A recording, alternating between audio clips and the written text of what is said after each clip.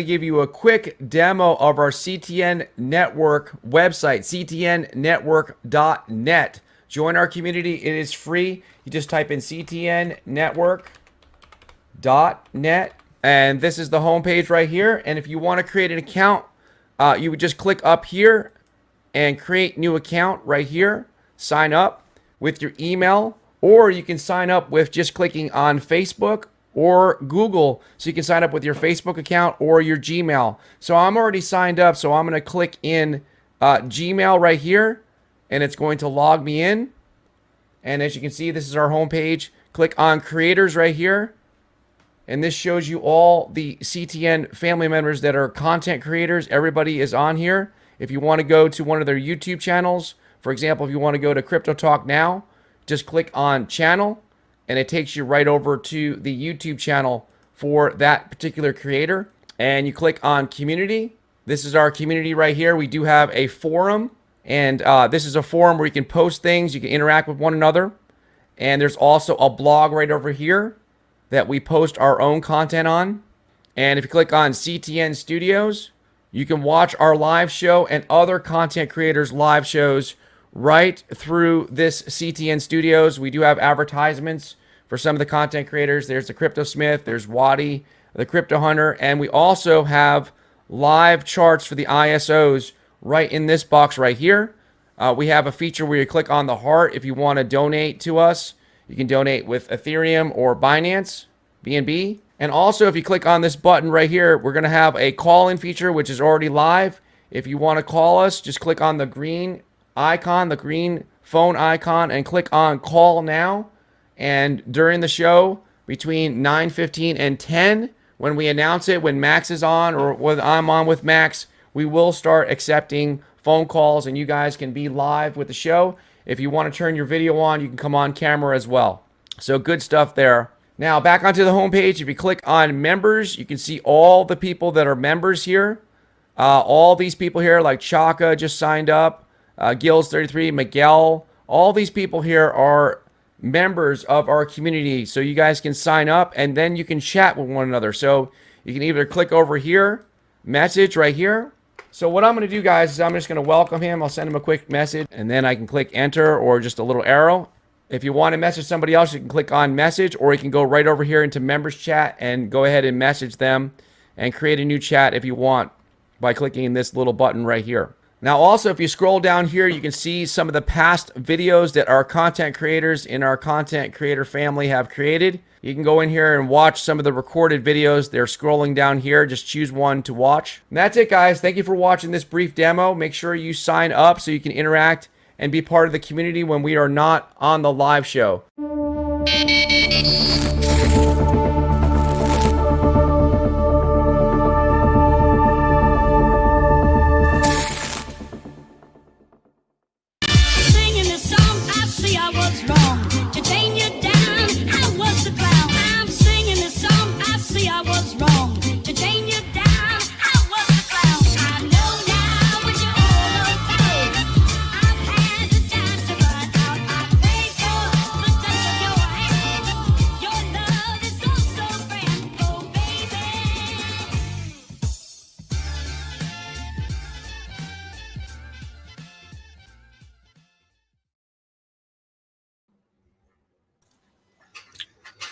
Hello, everybody. Glad to have you here tonight.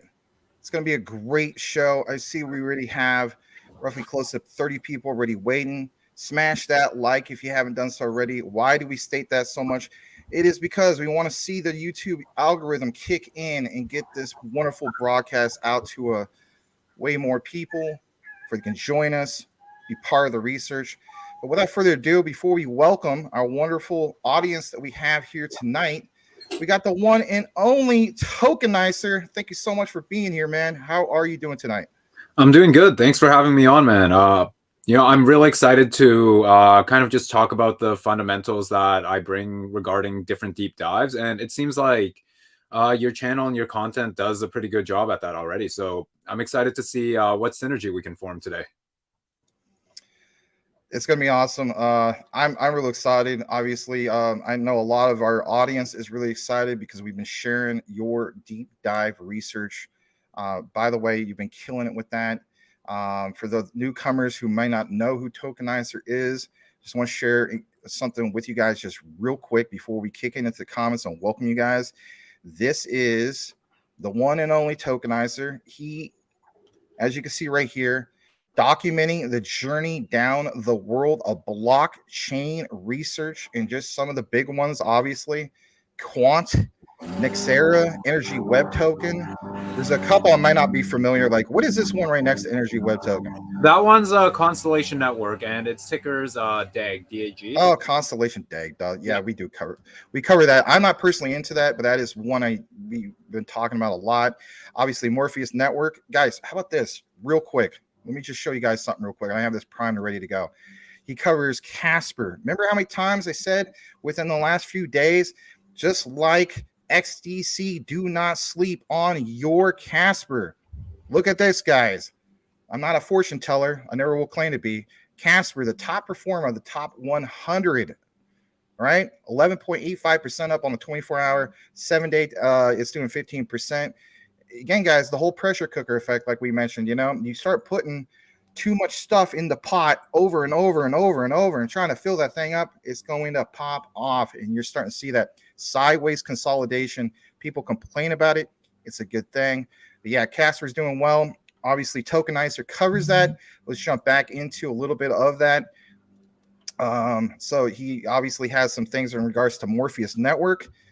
Maybe we'll get into a little bit of that as well. But he's got a great lineup for us tonight. I'm just going to go back to this particular page. Here's some other ones he covers, guys. If you don't know about it already, most of you do.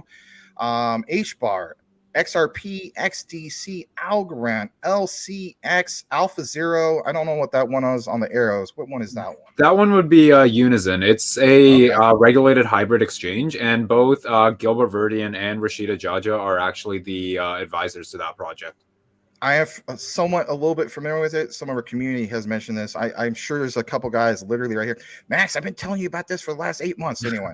Well, guys, let's get into the comments. I'm really excited to have Tokenizer here. Obviously, as you can see right here, look what it mentions in profile, bringing knowledge from the digital asset space, community lead code. Like you said, not financial advice, just like we always mention to you guys as well. He's got 21.4K followers. And on top of that, he even has a YouTube channel. Give him a follow on there as well. He's Tokenizer on there, 4.06K subscribers. Did a recent video about Energy Web and Casper storage/stake tutorials. See, guys, deep dives, research, tutorials, you name it, he's bringing it. So give him a follow there. We'll leave that up for a bit. And if anything, also give him a follow on Twitter. Let's welcome a few people. But before we do so, I did see a super chat came in. So I just want to recognize that real quick before we get further down into welcoming everybody. So it looks like it's from Henry Brown. And Henry, thank you again for being here.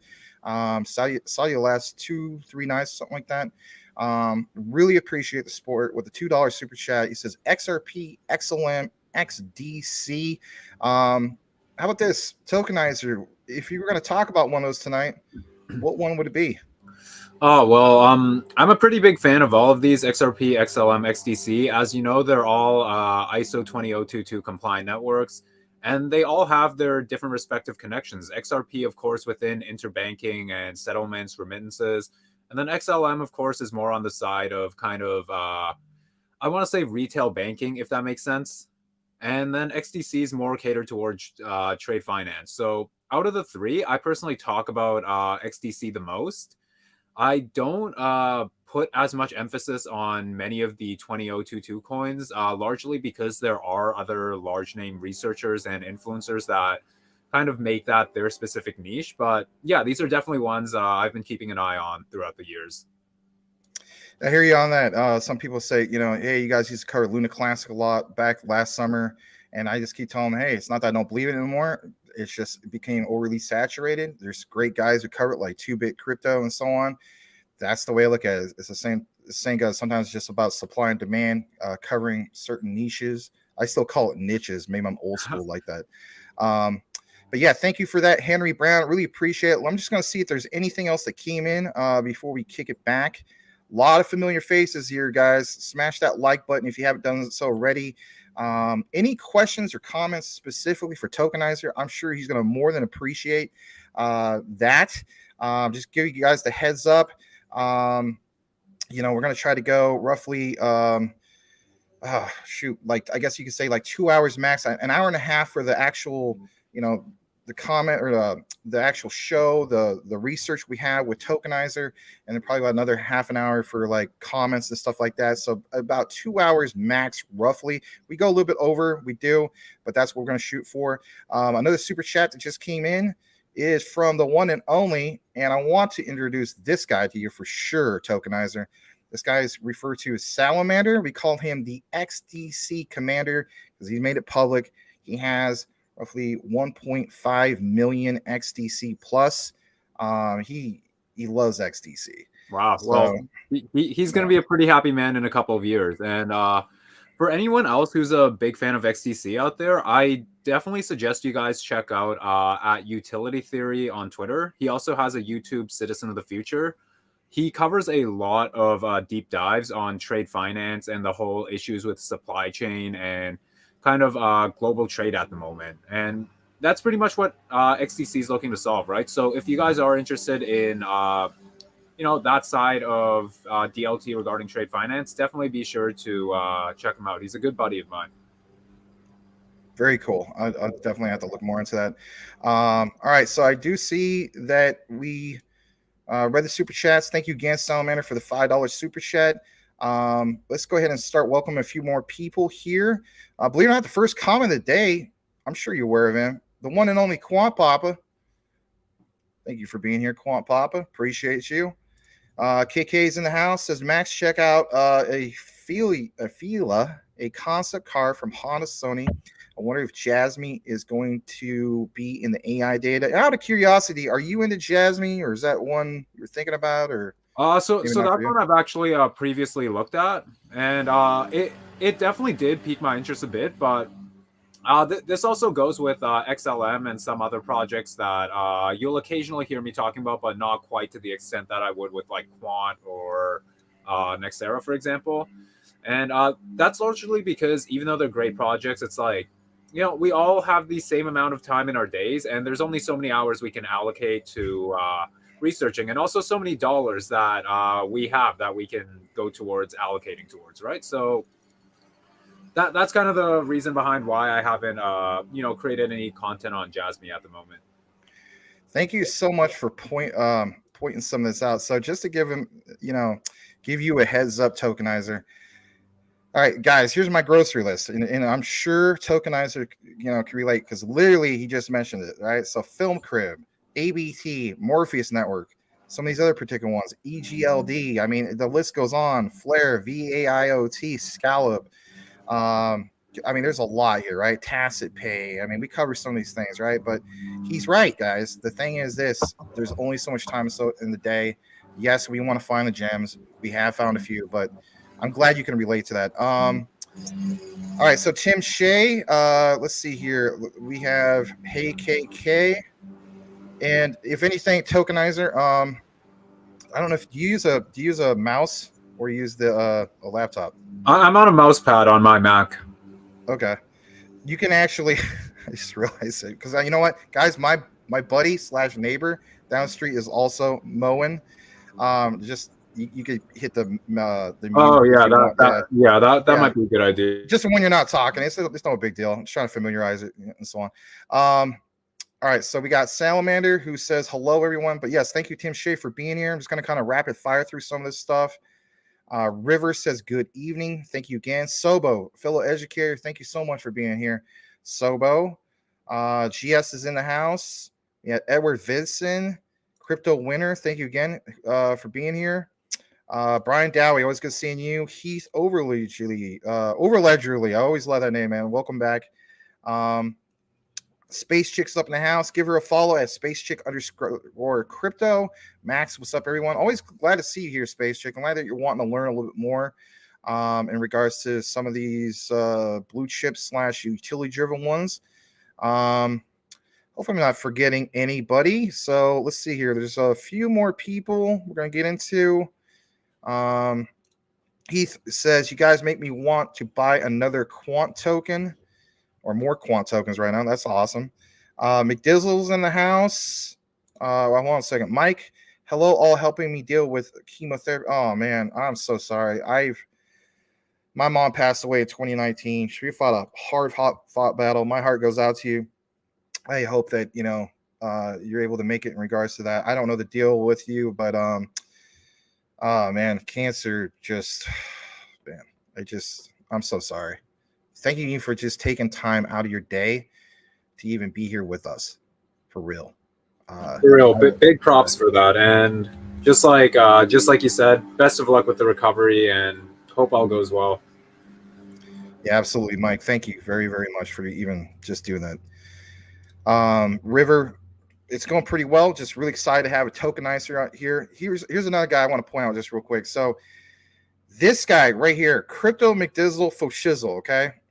Hear me out, tokenizer. He's been talking since, I don't know, roughly almost a year now, all right, about all this stuff. ISO 222, all this stuff. We refer to him as the ISO godfather, if you will. So he would really, just like a lot of you guys, we respect the deep dive research that Tokenizer is going to bring here tonight. So, I mean, I know you're all about that, Mike. I'm telling you flat out, man. It's an honor to have Tokenizer here. Andre Fernandez, how's it going, everybody? Doing well. Glad to have you here back. Blackwood, welcome. Look at that. He's giving you a little dab, Tokenizer, from Blackwood. And let's see here. Going to go further down. So we'll go a few more people. RD Analytics, JASMY, and LCX are going to rip. I would agree with you on that. Coochie Boy's in here. Thank you so much for being here, Coochie Boy. Edward Vincent, welcome. Yes, and you know what? One of our crew who does the website updated me that he is going to get that fixed in regards to your Rumble link. Michael Montclair's here. Thank you so much for being here. Just going to welcome a few more people. Already welcomed you, but thank you again for being here. I want to welcome Boomer F and Sooner. Monty Max, thank you again. Just a few more. And let's see how we're doing. Somo Flood's in the house. Always appreciate seeing you, Somo. Thank you very, very much. Andre says to you, Tokenize, look at that. Gonna go follow Tokenize. I appreciate that, Andre. Welcome to the community. All right. And of course, always appreciate Quant Papa being here. He's like, she's flexing. Just trying to go through a few more. What's up, Max and Tokenizer? Yes. We're almost towards the bottom, I think. It's kind of rapid firing it. Here's my fellow co-host, Larry. He's having some problems with his eye and so on, but I'm sure he's ecstatic that you're here. All right, let's just a few more people. And let's see here. Rain, thank you for being here. Rain, Marvin Davis is in the house. Sup, yeah, love XDC too. Sup, Max? Good to have you here. Dreamer, Tokenizer is the man, he says. All right. Let me just give through just a couple more. XXI Gaming, thank you so much for being here. Really appreciate you. Here's a statement from McDizzle. I keep 50 quant bag open and 50 XRP bag open just in case. LOL, could you imagine? Yeah, wow. All right. I will read this too. The QNT coin is a form of cryptocurrency native to the quant network and is also an ERC20 compatible coin. Very good, very, very true. Just in, U.S. former President Trump's NFT sales increased 251%. I did see that. It went way, way up. All right. Here, Summer Flood 1 to the 2 and 2 to the 3. You will be sorry for passing by XRP. Good point. Open minds in the house. Just a few more people. We're kicking right into the news here in a bit, I promise. And as well as our research, welcoming Mr. Tokenizer. All right. If I skipped anybody, I guess we just had some good problems here tonight.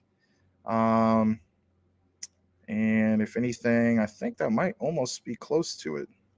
April Cornwell, welcome. Thank you very much for being here. Also, John Francis. I think I might have accidentally just briefed one over you. Brittany's in the house. See, here's the thing, Tokenizer. We have good problems here, right? When you have a lot of people.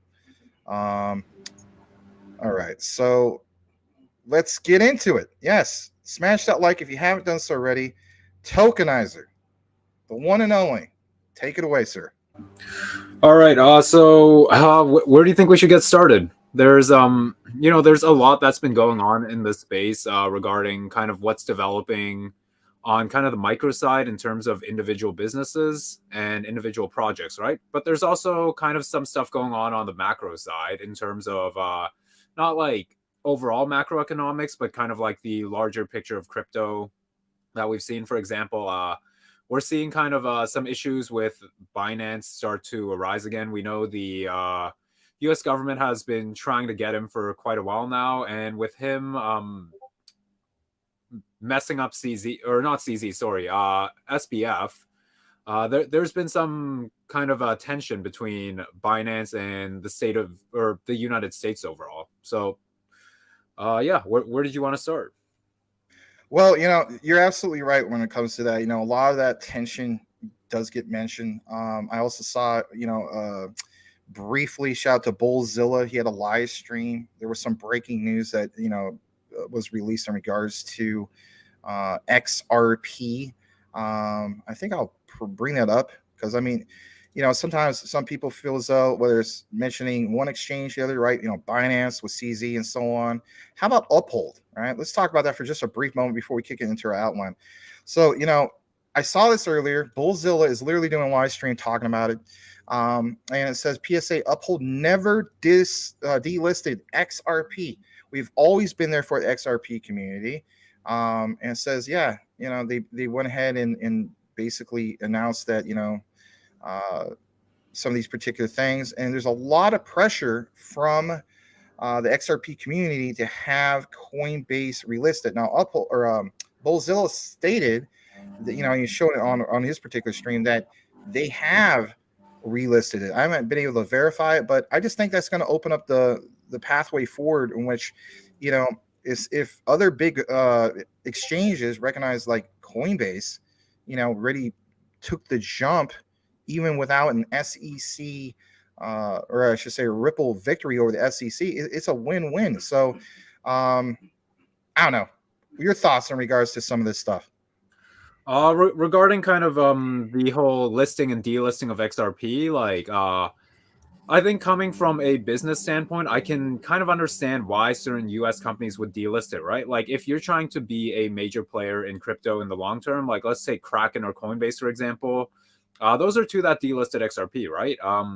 A lot of people might not be happy with that, but I think at the end of the day, when you're looking at the bigger picture, these guys want to kind of be one of the core infrastructure players of crypto in the US, right? So to do that, at the end of the day, you're going to have to comply to the laws. And most people probably aren't going to be happy to hear that because of kind of the both. Am I allowed to use profanity on here, or is that? Oh, yeah, we try to keep it family friendly, but Okay. Me personally, I don't have no issue with it, but that's yeah. For sure, yeah. I'll be careful.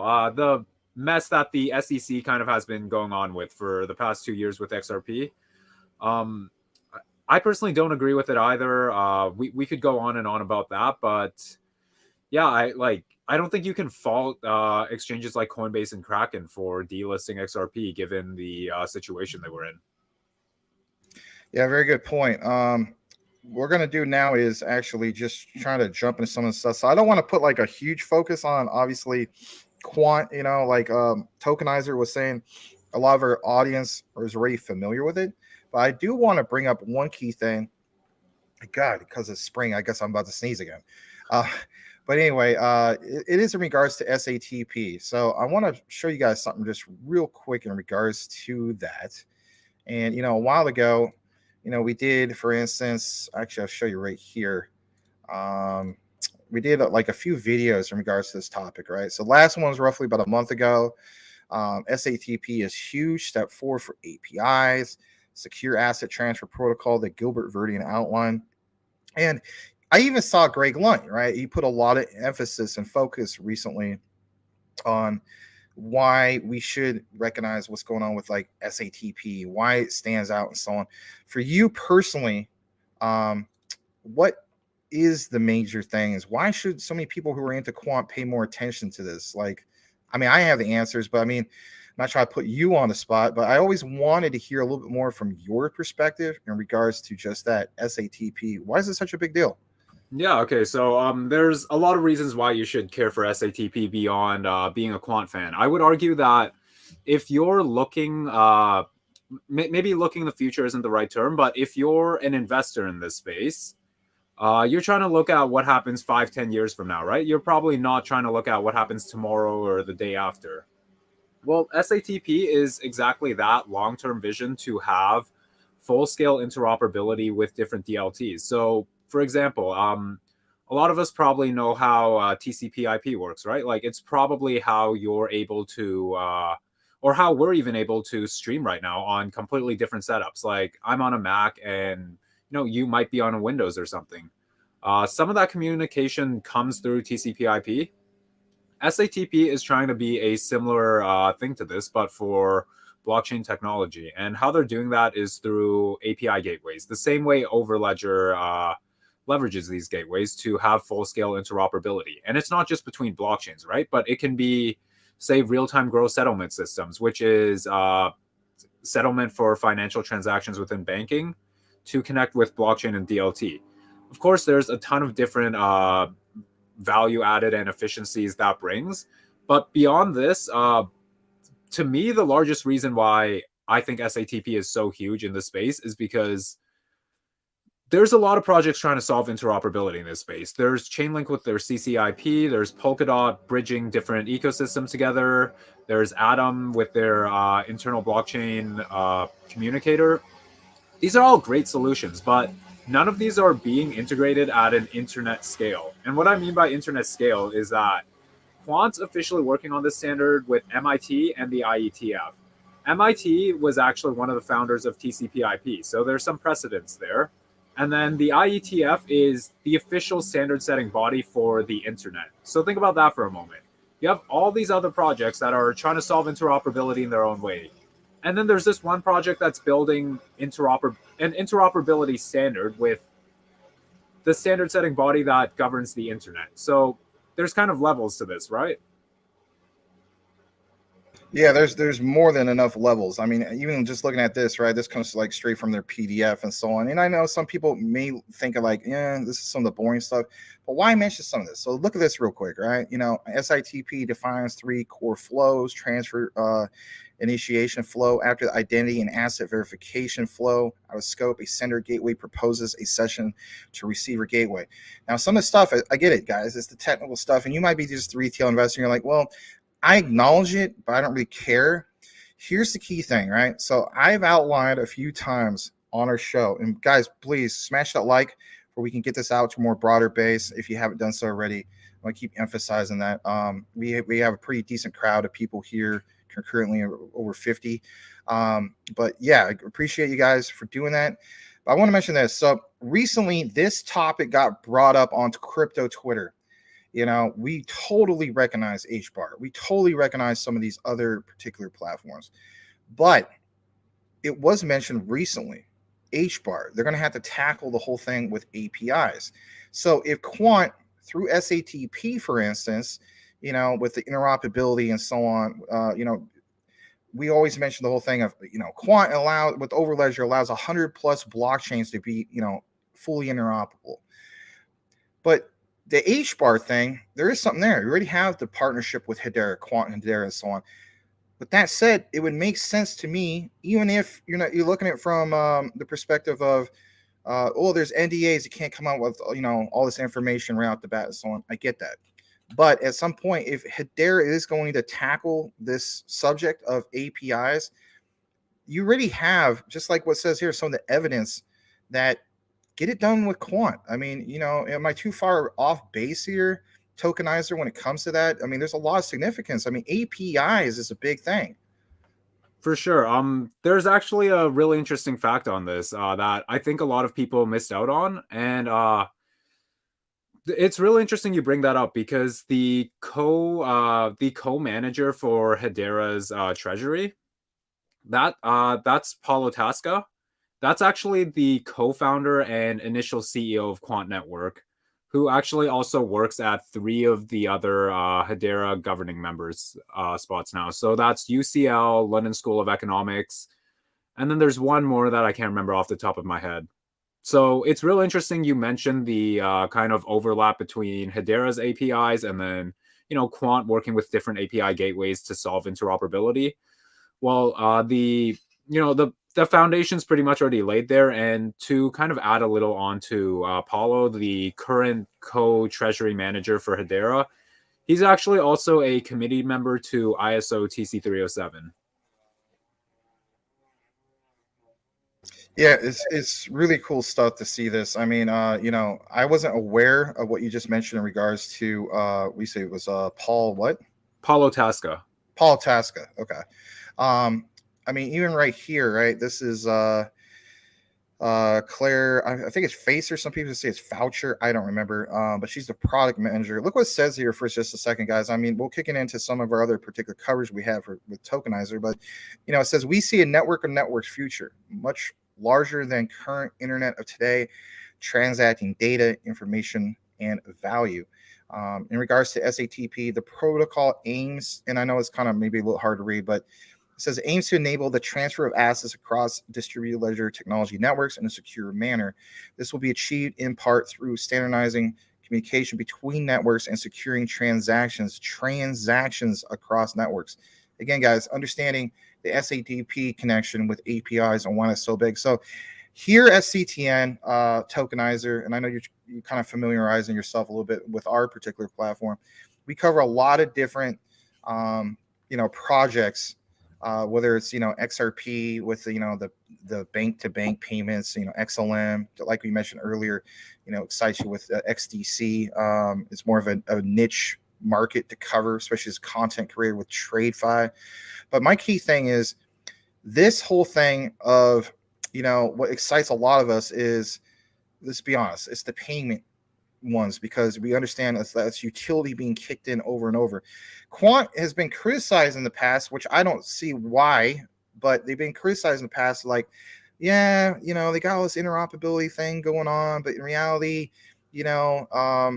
I want to see more of the utility being used through payments, because that tells me we're going to have some crazy pumps in the future, not really looking at the broader scope of things. But you already see that there's enough evidence to support. We use this analogy a lot, and shout out to my fellow co-hosts on Mondays and Wednesdays, Sean the Crypto Smith at Utility Talk Now, and that is Quant is like literally the plumbing. Do you really care that when you buy a house, or you're the BlackRocks of the world, that hey, BlackRock, I saw you purchase the Mall of America. I'm just throwing that example out there. What kind of PVC plumbing do they use? I mean, I know that's going to connect the whole mall together. Who cares? Who cares? All you need to know is that it all works and it's all connected. And that's kind of like the way I look at Quant. I look at it like they're the ones putting it all together. There has to be a certain amount of value. But to further solidify some of our particular statements, then you do actually have the API connection, and you do actually have the whole thing with SATP. So when we mention some of these things, guys, about SATP and like it's huge, Greg Lunt mentions it's huge. That's not just to like get views and get people rattled, but in reality, Tokenizer, it is huge. It most definitely is huge. Yes, I can 100% agree on that. Yeah, 100%. So if anything, we're going to show you guys just one quick thing, and actually shout out to this guy who's Quant Papa. You may not be aware a little bit more in regards to SATP. You're going to hear Martin Hargreaves featured in this particular clip, and kind of like what Quant Papa mentions, a random QNT SATP video that falls out of my pocket. Look at what is mentioned here. It's about roughly 2 minutes long. We'll kick it back into the comments. Thank you so much for joining us here tonight for the special edition of Crypto Talk Now with our wonderful guest, deep dive researcher, the one and only Tokenizer. Let's go ahead and play this. Here we go. Natively inbuilt in the node software. This is when you really need a third-party provider to do the interop cross networks, right? Yeah, I think if you come back to the use cases, the use cases that we talk about are effectively global trade, CBDC, and capital markets type use cases. None of those are going to be trading on Polkadot or Tezos or any of the crypto type things. So this is more about the actual the protocol kind of for the future for the grown-up institutions. Now, it's not to say that some of those protocols might not move up into that space, but they're not at the moment. They're kind of the crypto world, and they have a lot of quite technical and idiosyncratic solutions across a variety of different networks. We know this because we have to connect to all of them as part of our product. They're funny like that. But I think this is, if you look at some of the names on there, it does position it between that and the use cases. It does position it a fair distance away from a lot of the existing networks. I think Hyperledger would be a good addition to that because they're in that space. Potentially Consensus if we could get them. But I think you're right, David. I think there's a message in there around who we're doing this for and why we're doing this, which is not really related to the kind of the current crypto industry. I know some people want me to turn that up. Unfortunately, that's the highest it goes. But the key thing is that was from Martin Hargreaves, who is the CTO, Chief Technology Officer from Quant. After this, we're going to get into, of course, the comments, guys. And we're going to jump into what Tokenizer has for us in regards to some of these other particular projects. Tokenizer, if you're cool with it, this gets requested quite a bit, Morpheus Network. So while I'm getting into the comments and so on, maybe you can bring that up. And if anything, I'm looking forward to hearing what you have to share with us in regards to Morpheus Network. But let's go ahead and jump into a little more comments. RD Analytics states LCX. Thank you for being here. And let's see here. Wow, we got Boomer Alpha Sooner. Changed my pick just for you. So he is not Mr. Man. Just in case you were confusing him with Mr. Man. He is not Mr. Man. That's a different guy. That's kind of flattering, though. Hopefully we can have Mr. Man on the show at some point, though. Let's go further down. And let's see here. Mike's Crypto. How you doing, Boomer? All right, let's see here. Hold on a second. All right, I'm going to see if we have any specific ones. I know you cover as well. I know you cover LCX. CryptoGod said LCX is such a good low cap, perfect moon, mission, potion. All right. Boya Bomb, welcome. Is JASMY starting a move for a bull run this time? I feel as though it is. I mean, we constantly cover like all the new things that are going on with them, partnerships, you name it. I think it's a giant step forward personally for JASMY with building up their ecosystem. You have, the grants program was really, really key to getting that momentum going. All right, so let's see here. I'm going to go further down, and let's see here. RD Analyst says JASMY go to $12. All right, let me go further down. John Francis, my friend has 147,000 XLM. Hope that is enough. Man, that should be more than enough. Depending, again, like anything, guys, it just depends on how long you're willing to hold the particular, asset, digital assets. And, when you hold a big position of anything, it offsets or doesn't put so much pressure on you when it comes to reaching your goals. Like, for instance, Salamander, 1.5 million XDC plus. His goal is to hit $1. For a lot of us who don't have as much as that, and let's say you're rooting for it to go 10 or 20, I think we will get to the goals of $1 in the next bull run personally, and then some. That's just my opinion, not financial advice. Let's go further down. I'm going to double check the other screen, see how we're doing on the comments. I see a big flow of comments coming in. My God, that's awesome. Good problems we have tonight. I see there's another super chat that came in. Let's get into that for just a brief moment. And as I scroll further down, I think it also came from you, Mr. Salamander. Let me just double check. Unless that's an old one. Might be an old one. Huh. Well, on the other screen did say it was an old one. Kind of strange. Maybe that was the one from earlier. All right. Well, that's fine. Yeah. All right. So let me see. Salamander says, "I'll never buy XRP from Coinbase. I wouldn't either, but let's face it. I mean, volume, right? We want to see more volume with that. Those are always good things." Crypto McDizzle says, "Selmo, just make sure you cut air holes on the bay." Oh my gosh, you guys are getting to that DGen talk. All right, so all right, let's see here. All right, here's a good one. Blackwood says Paul Grewal, chief legal officer of Coinbase, said they didn't want to delist XRP. At the time, they were at a disadvantage, but now realize that they were on the SEC hit list regardless. Yeah, I mean, sometimes we don't know about some of the specific things. Thank you for pointing that out, Blackwood. And that's how it goes sometimes. Michael Montclair, I have a DeFi wallet. Can the government take it? Is it safe? How do you feel about this, Tokenizer? Is it safe? Is he good? See, I think it truly depends on what wallet you're talking about. I'm not sure exactly what a DeFi wallet is, whether that's a MetaMask, my Ether wallet, or that could even be a Ledger. So if you have a MetaMask wallet, there's actually some risk to this with the government side of things. I don't know how many people have looked into this, but MetaMask, Infura, and Ethereum, a large stake of that is actually from JP Morgan themselves. I'm sure most of you guys have probably heard about JP Morgan by now, right? They're only one of the largest banks in the world.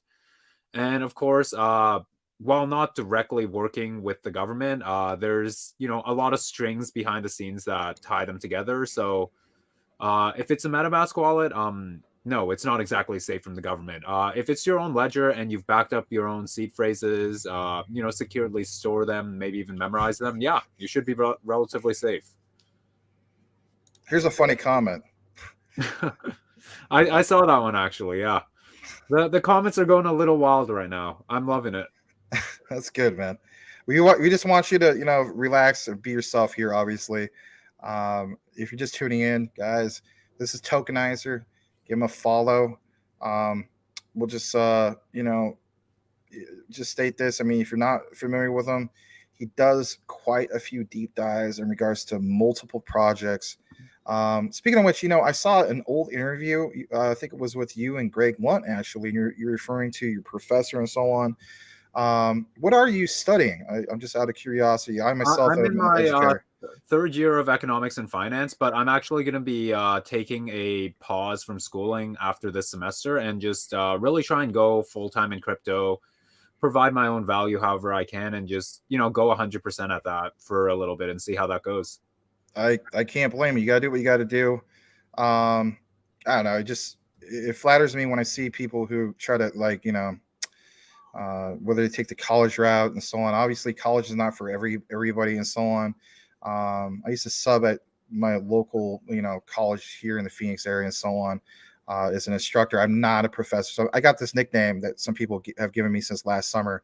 They call me Max the Crypto Professor. But technically speaking, I'm not a professor. As you know, you have to have a PhD or, some kind of doctorate in order to officially be a doctor. I do have an MBA, but I'm not quite professor status, instructor status, and then also I teach here locally. But anyway, let's go further down. Let's see here. Let me go further down. All right, hold on a second. Crypto Hulk said he knows who created Bitcoin and will announce it tonight. Ooh, that's a bombshell. We'll see how that goes. Will Who Cat Crypto be right on his prediction of it being Craig Wright of BSV? Are you into BSV by any chance? You have made our Cool Cat Crypto's day if you are. Anyway. No, personally, I'm not a big fan of any of the Bitcoin forks, unfortunately. Sorry to break the news to you. That's all right.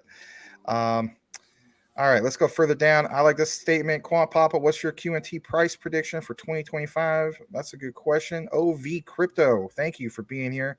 Back from vacation. Very cool stuff. We'll just read a few more comments. See if you have anything specific for Tokenizer, you guys.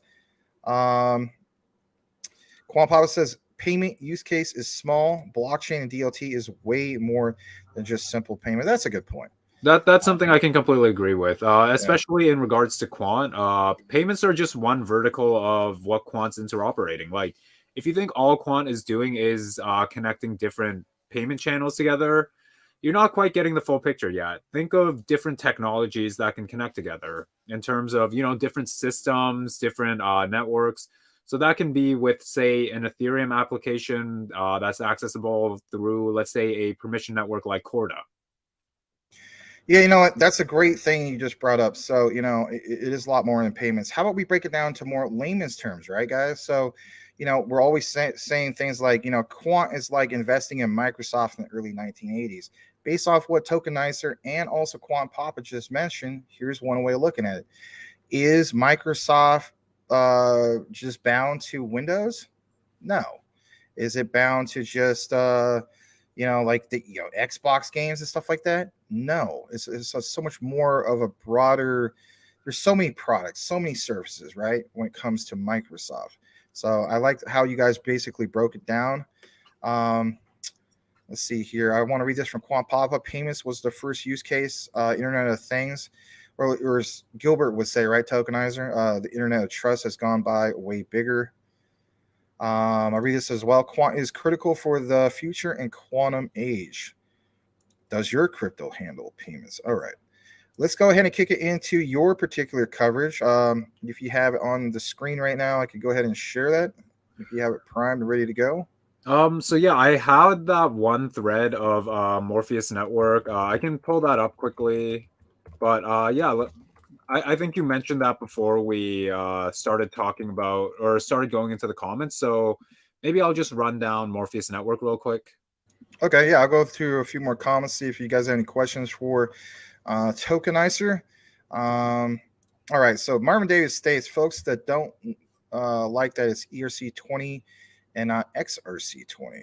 That does get brought up a lot. Can you touch basis on that? I think Tim Shea, shout out to you, Tim, if you're listening.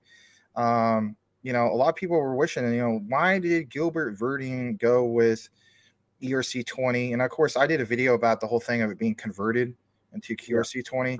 I'm sure you've gotten this question before at some point. I've gotten it a lot, yes. So put simply, the QNT token is an ERC20 token by default.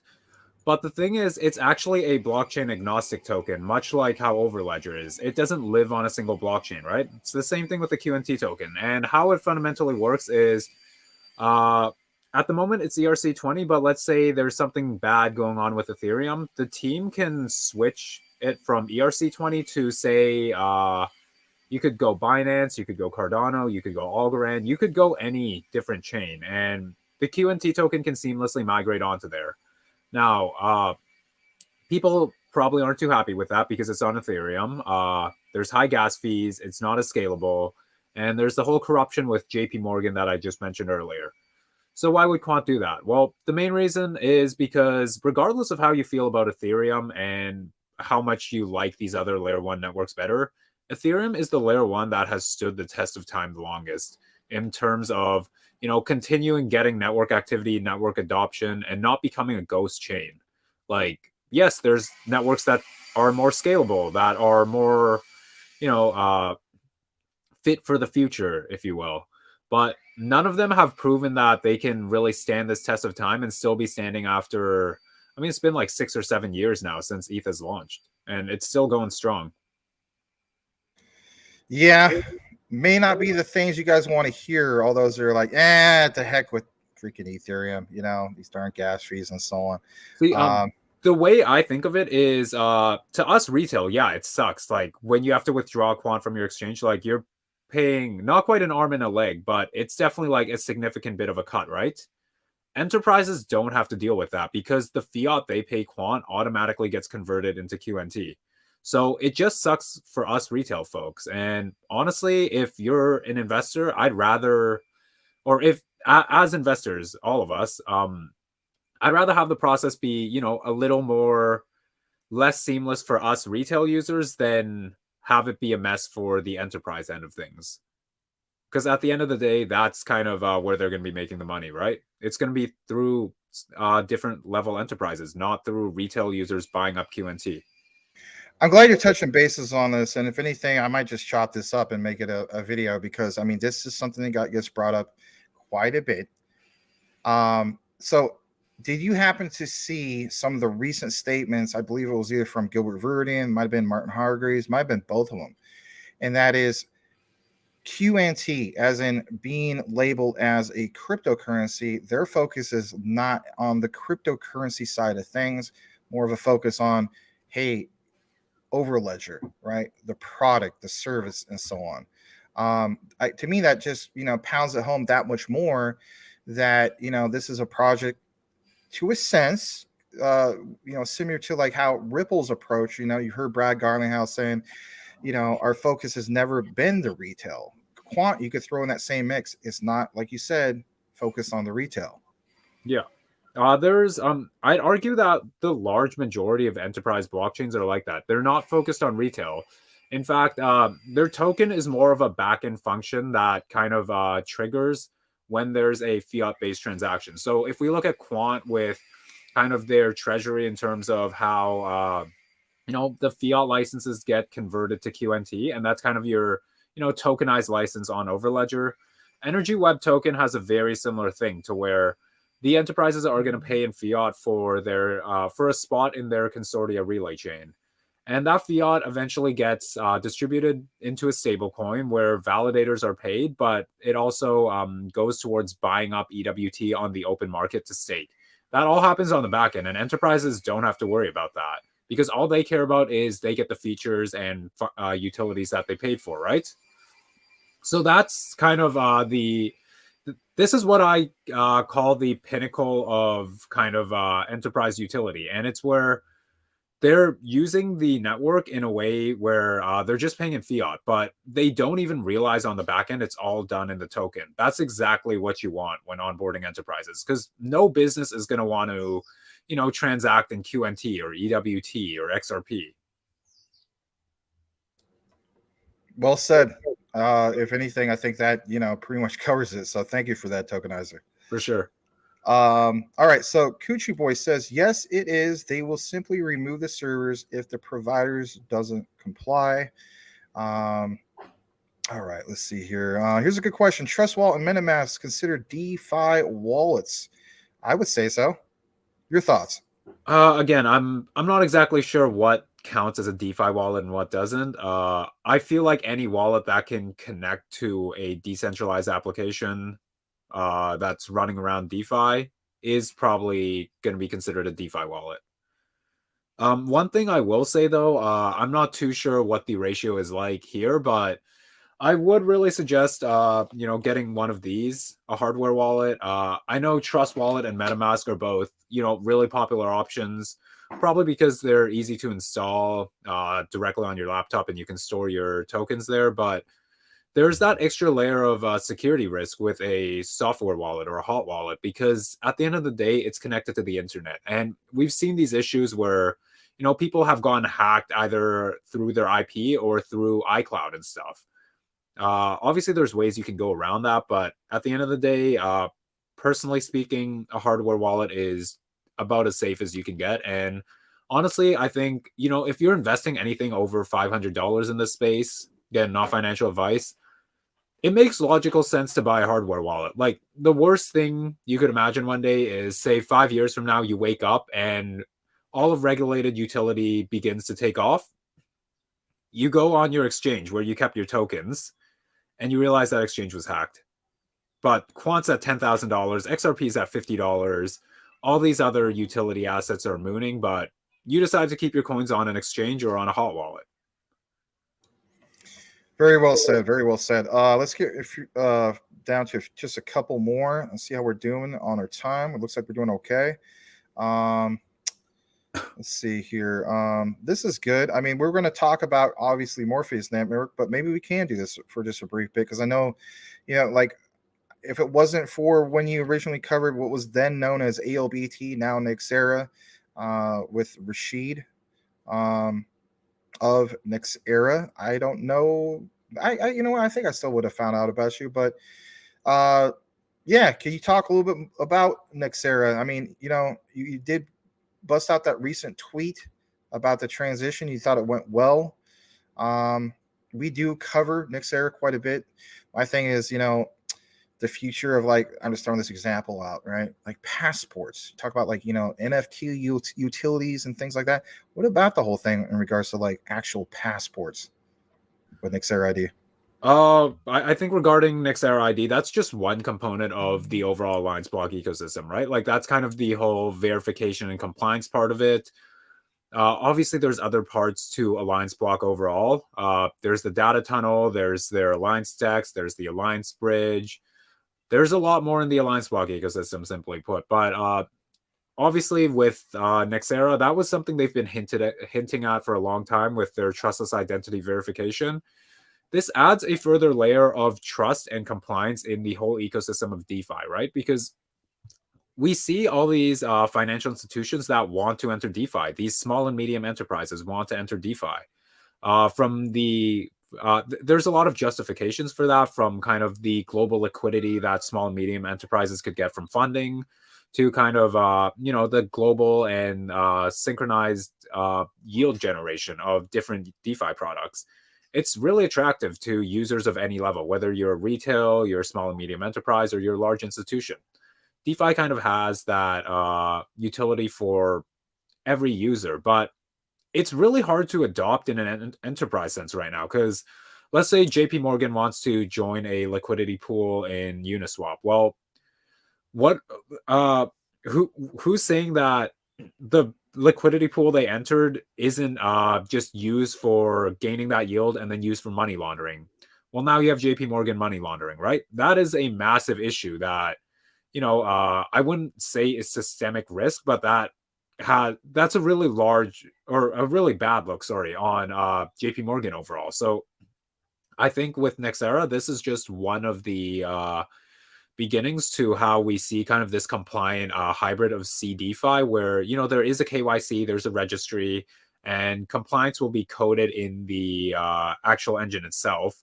But it still has those aspects of a global organized financial system that's open for anyone to join.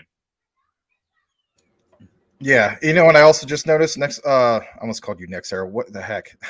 What I also just noticed, Tokenizer, is that you're wearing a Quant sweatshirt. I am indeed, yeah. That is so cool, man. Some people said, Max, you got to get a Quant hat. I just haven't seen one that is quite like the style that I like, For sure, yeah. But yeah, that's a cool looking sweatshirt, man. Did you end up getting it off of, like, maybe Amazon or something like that? No, or so my girlfriend actually made this for it was either for my birthday or for Christmas. Oh man, you got a girlfriend who made you that? That's awesome. That's too cool. Yeah, that's cool. That is super cool. Well, props to your girlfriend. I'm gonna give her a metaverse virtual dab, I guess you could say. Anyway, all right, Cars and Cryptos, we want to welcome you. All right, so let's kick it into, because we're approaching the top of the hour, you guys. I think earlier we almost ticked up to 60, but guys, smash that like if you haven't done so already. I realize there's a lot of other shows going on as we speak, and that's fine. But if anything, any questions, comments you have, obviously for Tokenizer, would be great. While we take a moment for Tokenizer to pull this up, I'm going to take a pause for station identification. Let's go ahead and show you just what we're talking about here for a brief moment. Here is CTN Network. .net, and if anything, you can go here. It's absolutely free. It doesn't cost you anything. You can sign up either with your email, traditionally speaking, or Google account or Facebook if you choose to do so. And since Tokenizer is a creator, Tokenizer, we'd be more than honored to feature your content, just like a lot of other content creators on our creator, in our creator section, I should say. Here's a bunch of other familiar names. And if anything, we'd love to have you in this particular featured area where we can, just, if anything, it'll give you more traffic. How about that? So, yeah, there's that. On top of that, if you want to send a message directly to any single member of our community and you're just not a big fan of Twitter for whatever reason, we got you covered. Basically, after you make your account, you click on members, and then what you could do from here is basically you could follow some lovely people like this, like Chill's Universe, or maybe Tokenizer if you happen to sign up in the future. And after you do that, you could click on message. So right now I'm going to message Edward Vincent of Top Shelf Crypto, and I'm going to be like, "Hey Edward, guess what? We have your Rumble link fixed." And if anything, you can interact. You can drop attachments, links to articles, and you could be like, "You know what? That tokenizer guy, man, he did the best deep dive I ever saw in my entire life when it came to Morpheus Network and Quant and some of these other ones. And he has a really cool looking Quant sweatshirt made by his girlfriend." Yeah. All right. So check it out, ctnnetwork.net. And if anything, we're going to jump back to Mr. Tokenizer. So do you happen to have that ready? We're going to get into the Morpheus Network, because that was a request that some of our community wanted to have covered. Yeah, so I did send you the link for the Morpheus Network thread. Yeah, that's right. Yeah, on the private chat. My bad. All right, so let's. Good. I will say though, it's going to be hard to fit all the information in this live stream at the moment. But if you guys are interested in more, more connections regarding Morpheus Network, I do suggest you guys checking out the Morpheus Network deep dive I put on YouTube a couple months back. Yeah, no doubt. And we could try to get in some of that. So let's get into this. And here's what Tokenizer is referring to. This is straight from his Twitter. A lot of people refer to as crypto Twitter. So it says, "Welcome to the centerpiece."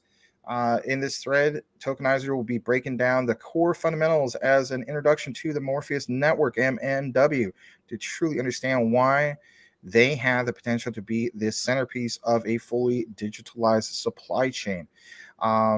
And let's just basically jump into this. He posted this not really too long ago. It doesn't really matter. The key thing, guys, is the quality research, right? So I'm gonna go through this, but I'm gonna let you take it away. So just kind of elaborate a little bit in regards to some of this. For sure, yeah. The first thing I want to point out is I had no idea I wrote this on my birthday. Oh, that's cool, man. Yeah, see, that means you're passionate about crypto if you're writing about things on your birthday. That's true, yeah. So as it was mentioned, this thread, I've decided to title it the centerpiece. Now, the reason for this is because for anyone who's unaware of how Morpheus Network works, they're actually middleware technology. So they're not like a layer 1 blockchain, for example. Like, a lot of people compare VeChain with Morpheus Network. Why? Because they're both supply chain networks, right?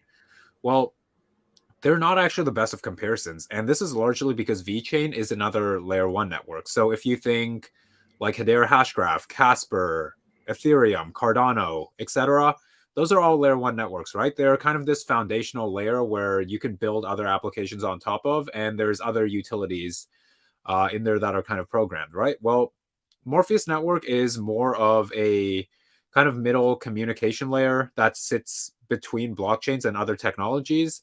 Now, that might sound kind of familiar, right? There's another technology that does something very similar to this, Overledger.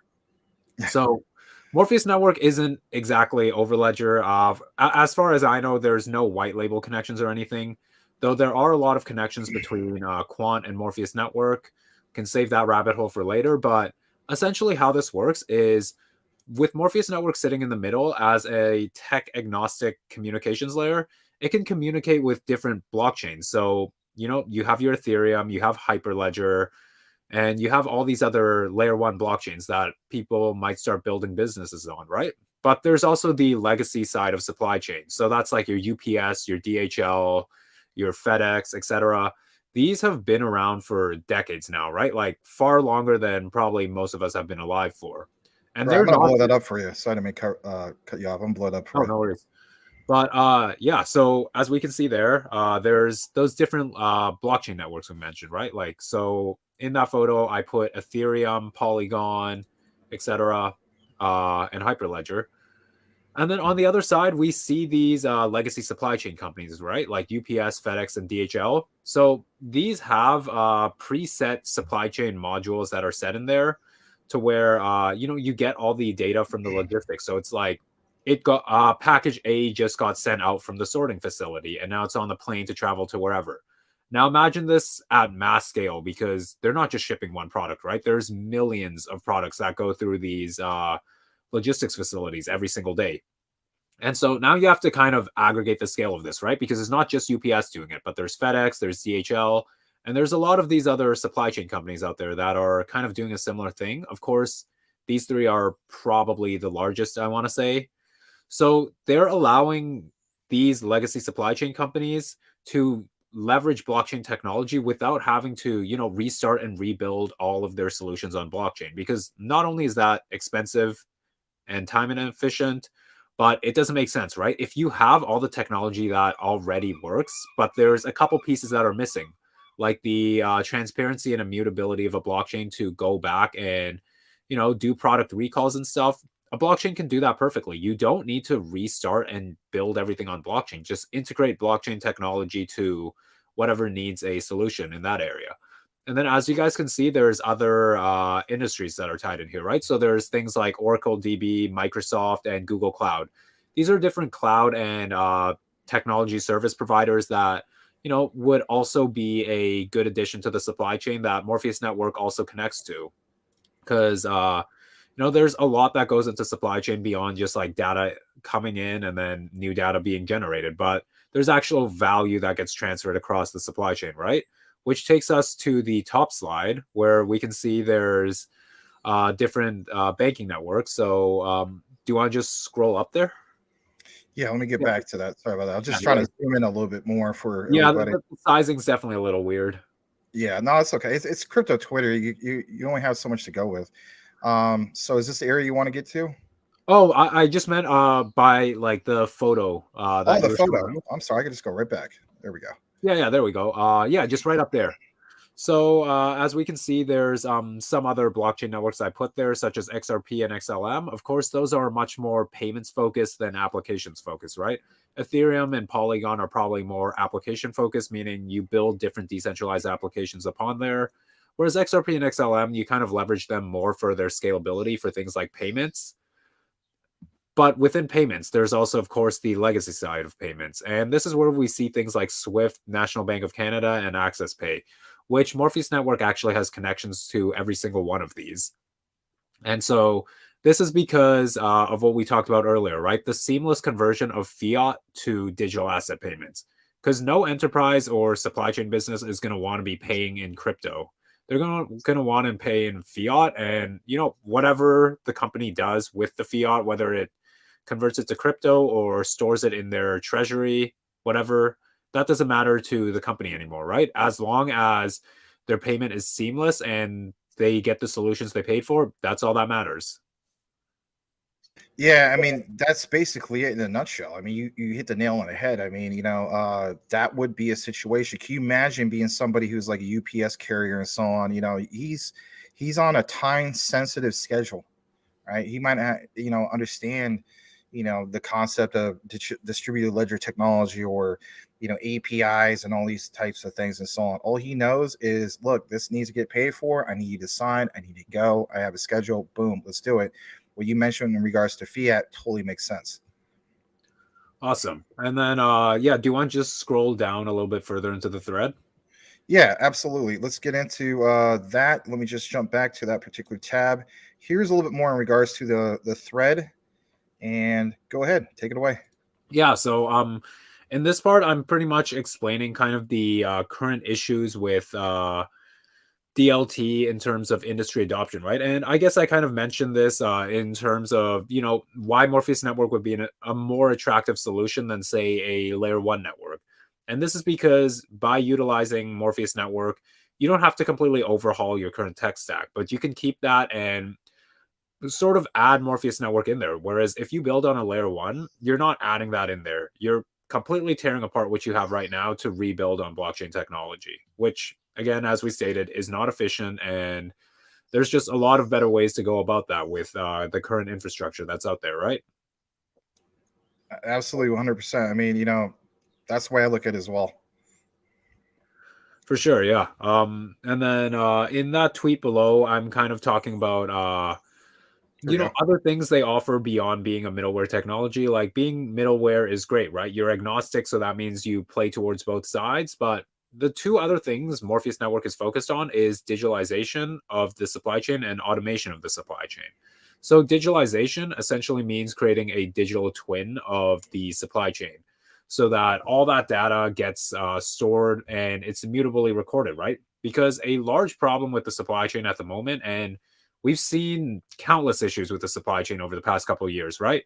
From the backlogs during COVID to what's going on with Russia and Ukraine to even now, the resources and materials and costs due to inflation has kind of caused the supply chain to be all wacky at the moment. Well, it's just a complete breakdown completely. So yeah. Yeah. And so all that is stored on pen and paper at the moment in terms of a lot of the data and the receipts for these transactions. So you can only imagine what happens when one or two people, lose those receipts or some of the data inputs are missing, right? That can cause a huge mess. So by digitalizing the supply chain, you take out the potential for human error because, I don't care if you've been working in supply chain for 10, 20, 30 years. We're humans. We're going to make mistakes. But computers, not so much from what we've seen. They're able to be a lot more accurate than we are. And, with what we're seeing with AI and machine learning at the moment, that's just going to exponentially evolve. And I just want to take a moment to interject something in regards to what you just mentioned. So we have the case where maybe you do have the guy from UPS or you have the other guy from a different particular carrier. They have attitude. I just want to do a fiat and so on. Here's the thing, back to what you just mentioned, right? So if we're digitalizing the supply chain, if you will, and these guys end up getting to the point where they actually have the app in the same Palm Pilot or whatever they're using, because you always see those guys, right, with that type of device. If you can have something that Morpheus Network can introduce, to my understanding, and which is like an all-in-one, if you will, with the app, with the Palm Pilot all in one, then that says to me, well, look, if you're using all in one particular app, then why wouldn't you want to maybe instead do the fiat route, maybe convert it to, like some of you guys have mentioned, like Tim Shea and so on, like Stellar or some of these other particular ones, because you keep the value, especially if we're dealing with other countries, right, where you have that particular country. Let's say I always use Nigeria, where you don't want the value of the native currency to diminish in value, hence why you would use like Stellar or why you would use some of the other ones. So if we can make an all-in-one platform, right, that's going to solve some of these use cases, to me, tokenizer wouldn't make sense to like not have to jump back to. It's kind of like saying if I'm holding two devices right now, right, you know what I mean, why would I want to jump from one to the other? That's more time consuming. Just have one. And if they build it all on one particular platform, you can potentially over time have the guy where it's like, yeah, I'm just fiat all the way. No, I'm recognizing that it's not that hard to use. For sure. Yeah. And I thought that was a really good analogy too. Something I'd add to that is, what if you had, so you have two devices in your hands right now, right? What if there was a single dashboard where you could access both of these devices at once? Would that not make I don't want to say your life a lot more simple, but different operations you have to carry out with these devices a lot more simple? Yeah, it's simplicity. I mean, as the saying goes, time is money. And literally, if you're a guy on the go, like these guys totally are. I mean, if I'm sure you see it yourself, right? They want you to sign off for something. They want you to hurry up. And if you don't, then they have to come back the next day or whatever. So if time is money, then the apps are just that. They should be solving these things, especially when it comes to DLT. For sure, yeah. And I actually spent a couple months working at UPS, and I can confirm that these guys move fast because there's a lot of beyond a lot of packages to deliver. There's just so much that kind of goes on in supply chain and logistics where you don't want to waste your time on these small scale things. Yeah, very much true. We're going to take a pause to kick it back into the comments for a bit because we need to keep up with that. I really do appreciate you guys being here. Guys, smash that like if you haven't done so already. Please go ahead and give a follow to Tokenizer. You'd be more than glad that you did. He is just an absolute research hub, if I can call you that, basically, when it comes to taking the deep dives. I mean, heck, are you not impressed already? You know, heck, my name is Maximus, for crying out loud. Are you not entertained? Are you not impressed with the research? So thank you so much for being here tonight, you guys. Let's kick it down to a few more comments that we have. McDizzle says the word bull run went out the window when we went to utility projects. Yes, he has a statement, Tokenizer. I want to share this with you. So this is Crypto Mike, and one of his statements, and I've gone with this many times now, and that is the utility run could give two blankety blanks about the current chart. And it's true as far as I'm concerned, right? There is nothing wrong to recognize that the overall crypto market is still roughly 81% a combination of Bitcoin and Ethereum. And we get that, right? If those two do well, like projects like JASMY, it's going to move with it. Don't get me wrong.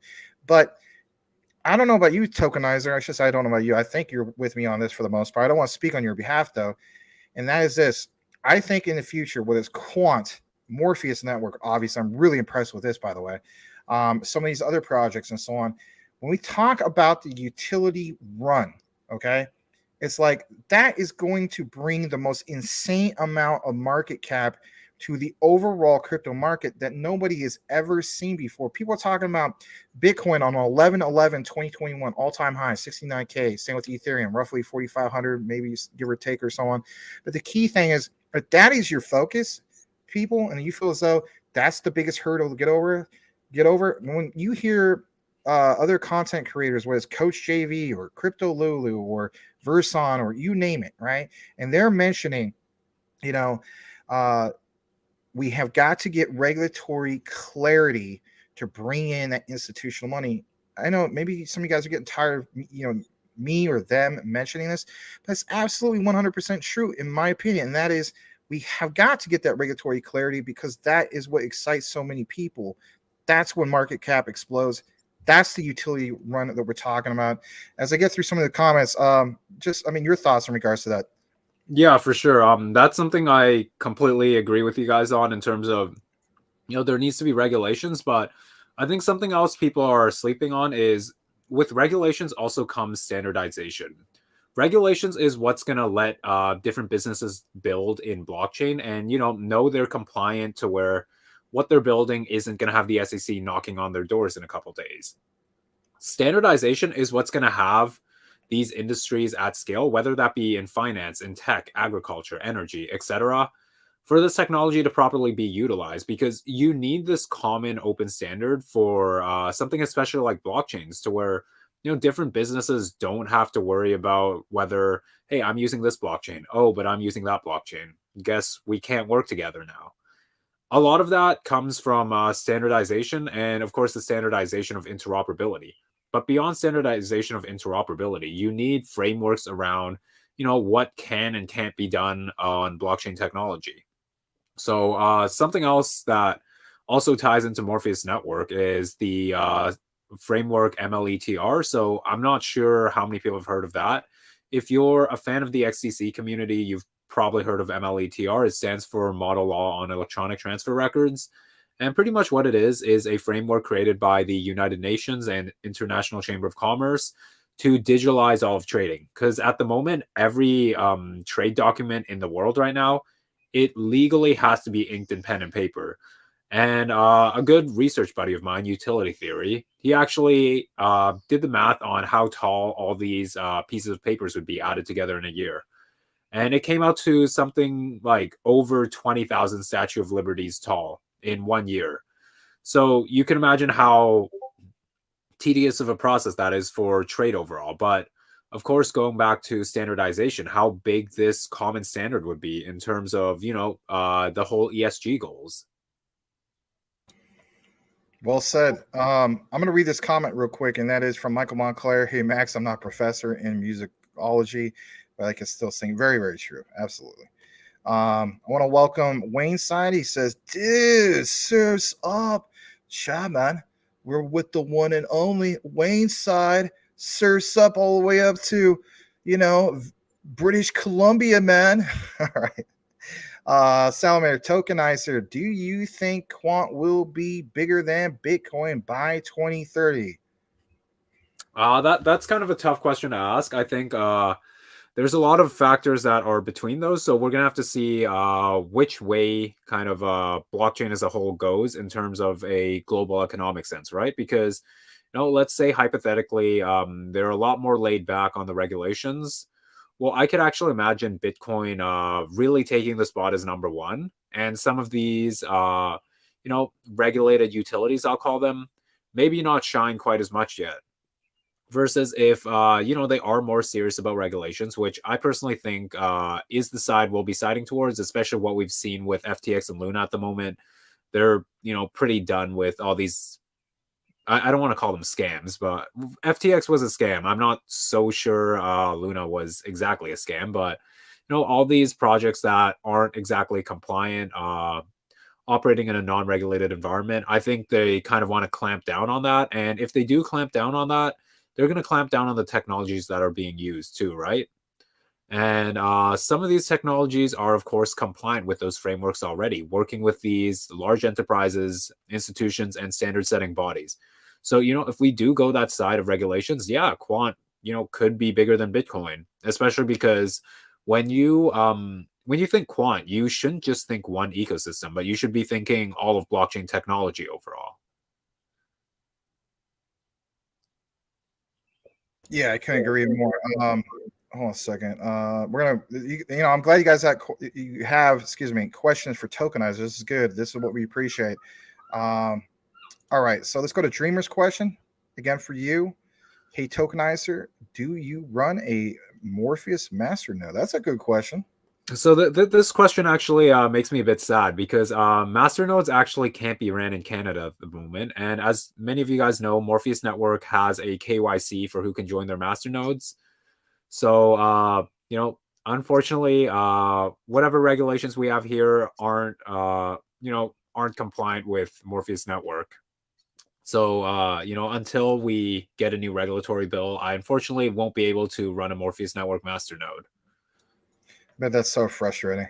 It is, man. It is. Yeah, that's because if anything, that's opportunity through innovation, and you're being suppressed by a government that doesn't see it that way. For sure, yeah. And the ironic thing is Morpheus Network is a company based in Toronto, Canada. Maybe that's a province issue. I don't know, that doesn't make any sense. But we have, well, I should say this. So here in the United States, I'm sure you've seen this, right? You have some states that are more crypto friendly, if you will, like Wyoming really stands out. Texas stands out, right? New York, obviously, like it's just like regulation hell, if you will. But and it shouldn't be that way. We're supposed to be like the United States of America, where if anything, you're Canada. You shouldn't be like, this province, like Ontario shouldn't have like a completely different approach towards crypto than, British Columbia. So anyway, all right, let's go through a few more. Quant Papa says most people only think about payments. That's very true. I think about sending coins from their ledger or MetaMask to another wallet. Okay. Here's another question. That's from Wayne's side. The guy was like, "Sirs up.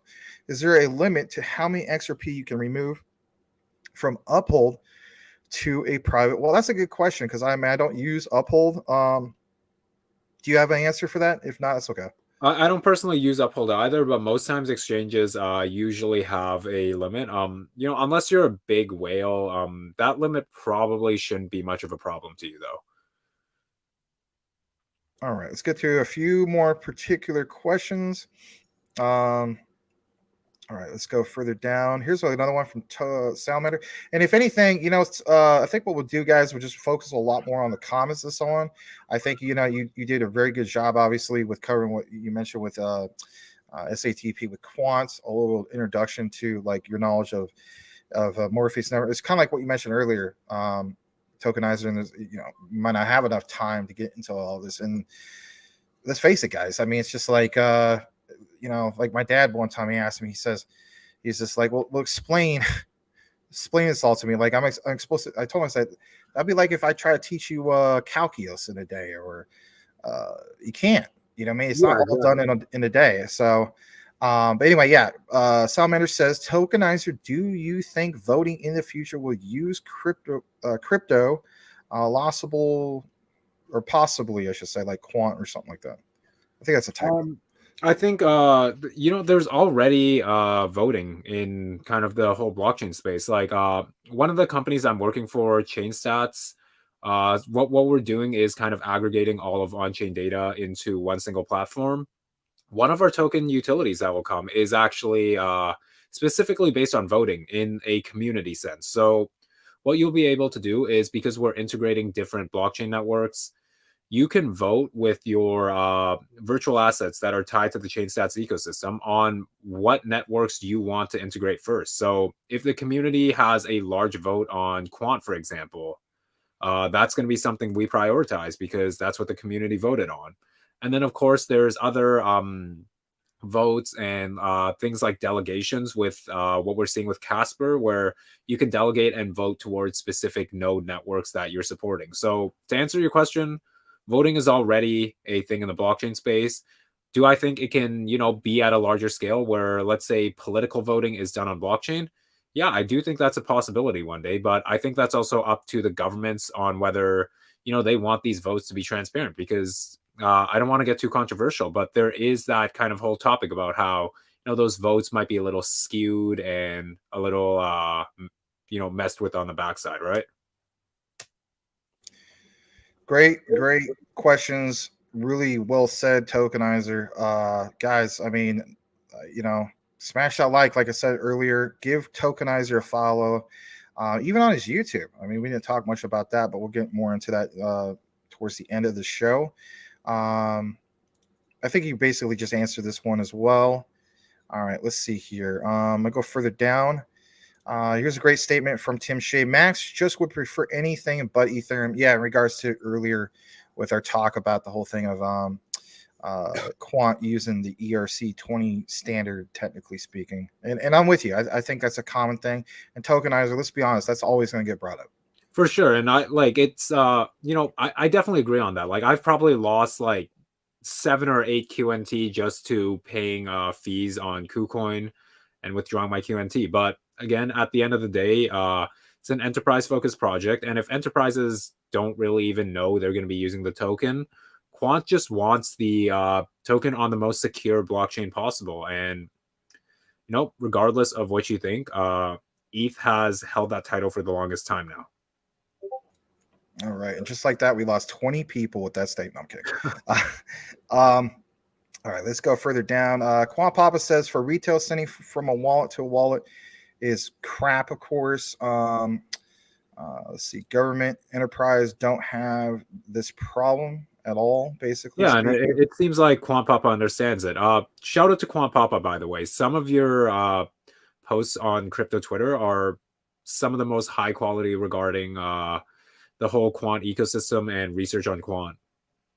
Yeah, I mean, I don't know. You probably don't know this, and it's okay. I want to throw this out there, Tokenizer, right? I'm looking right at you in the camera, right?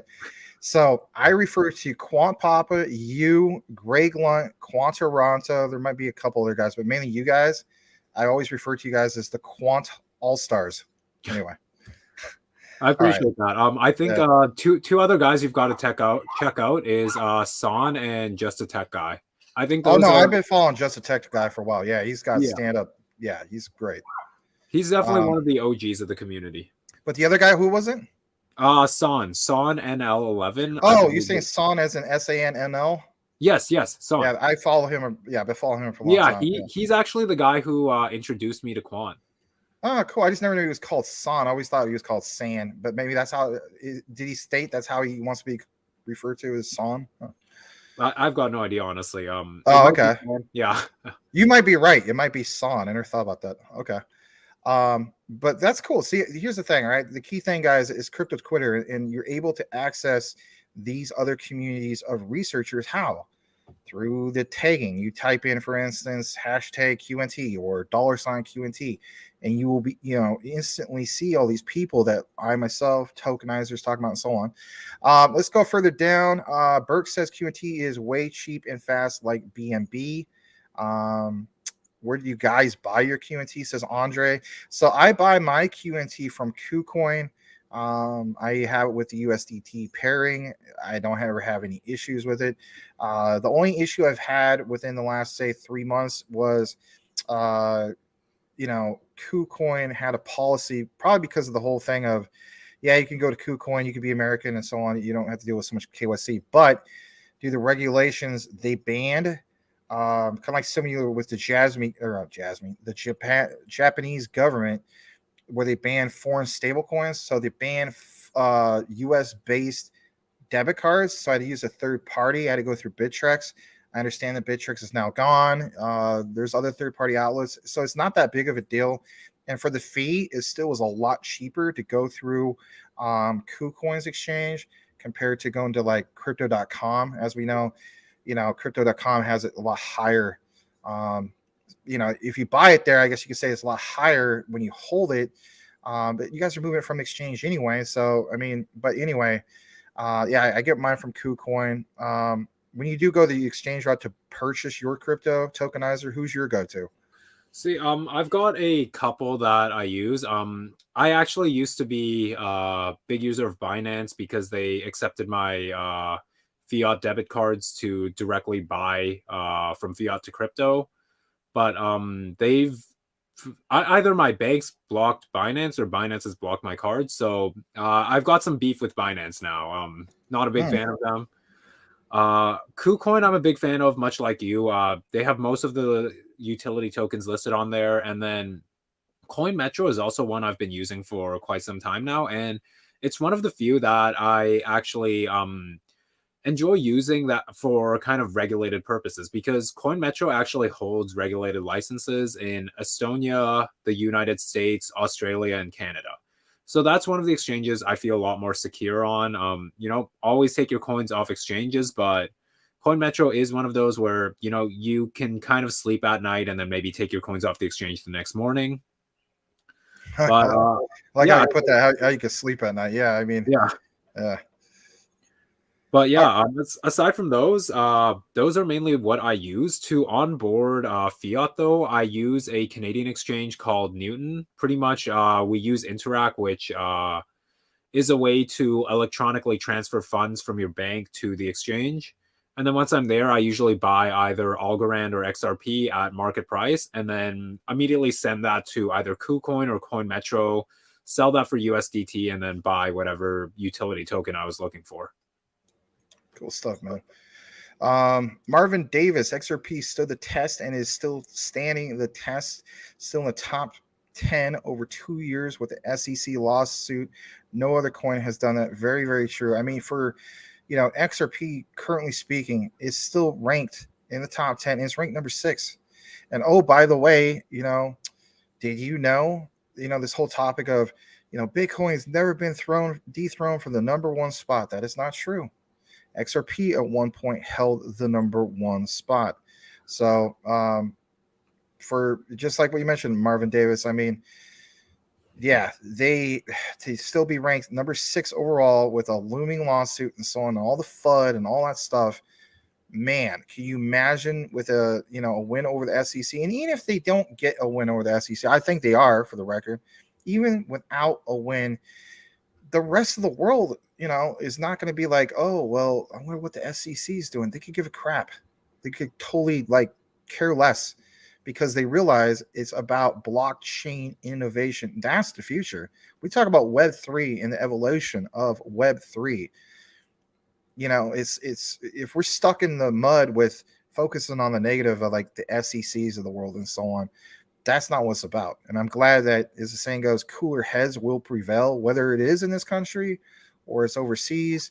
It's about the innovators who get the job done and recognize where we're going in the future.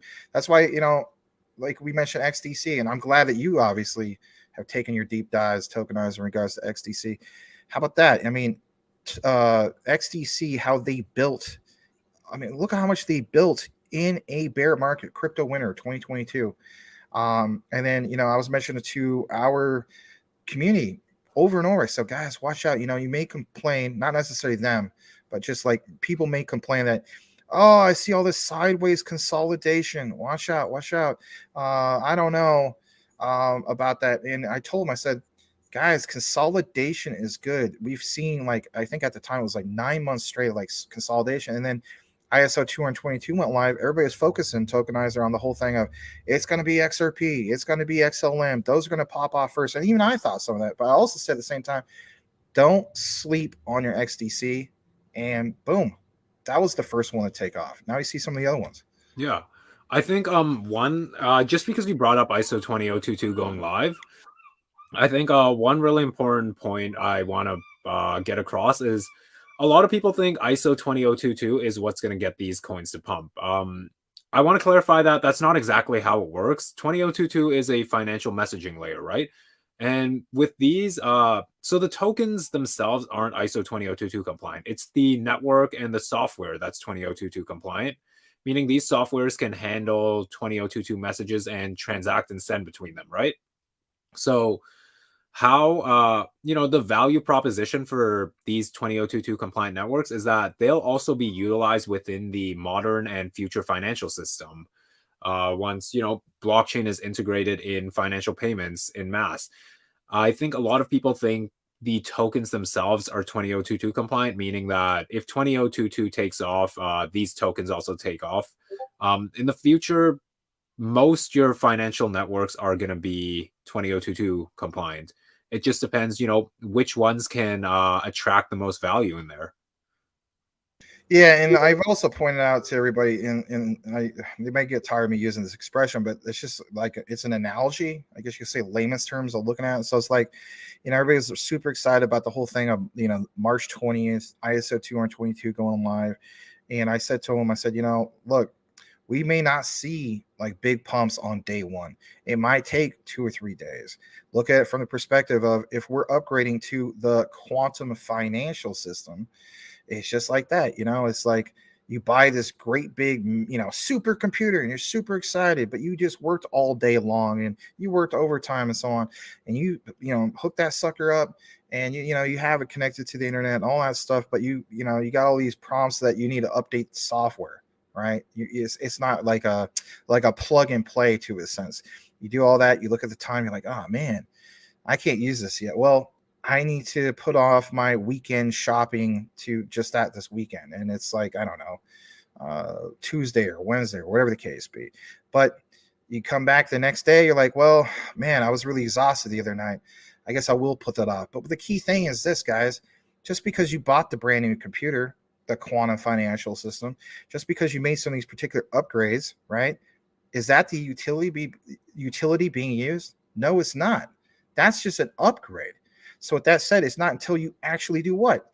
Do the online shopping, initiate the transactions, initiate the actual utility that you start seeing some of that stuff happen. And I think if anything, we did see a delay in the markets and so on. We saw, for instance, XRP and some of these other ones start pop off, XLM and whatnot.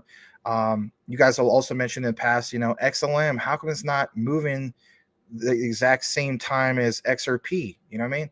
Back to that original discussion. I think it's because, think about it, guys. You have one that's peer-to-peer. You have one that's bank-to-bank. So in the past, both didn't have this new access to this new system. They both moved together. Now they both have access to this new system. What are you seeing? One will pump not in correlation to the other one like it did before. It's different access to different utilities through new upgrades. So that's just where I personally look at. I don't know if you look at it the same way, Tokenizer, but if anything, I mean, I like the breakdowns the perspective. It's not to agree to disagree, but you get what I'm saying?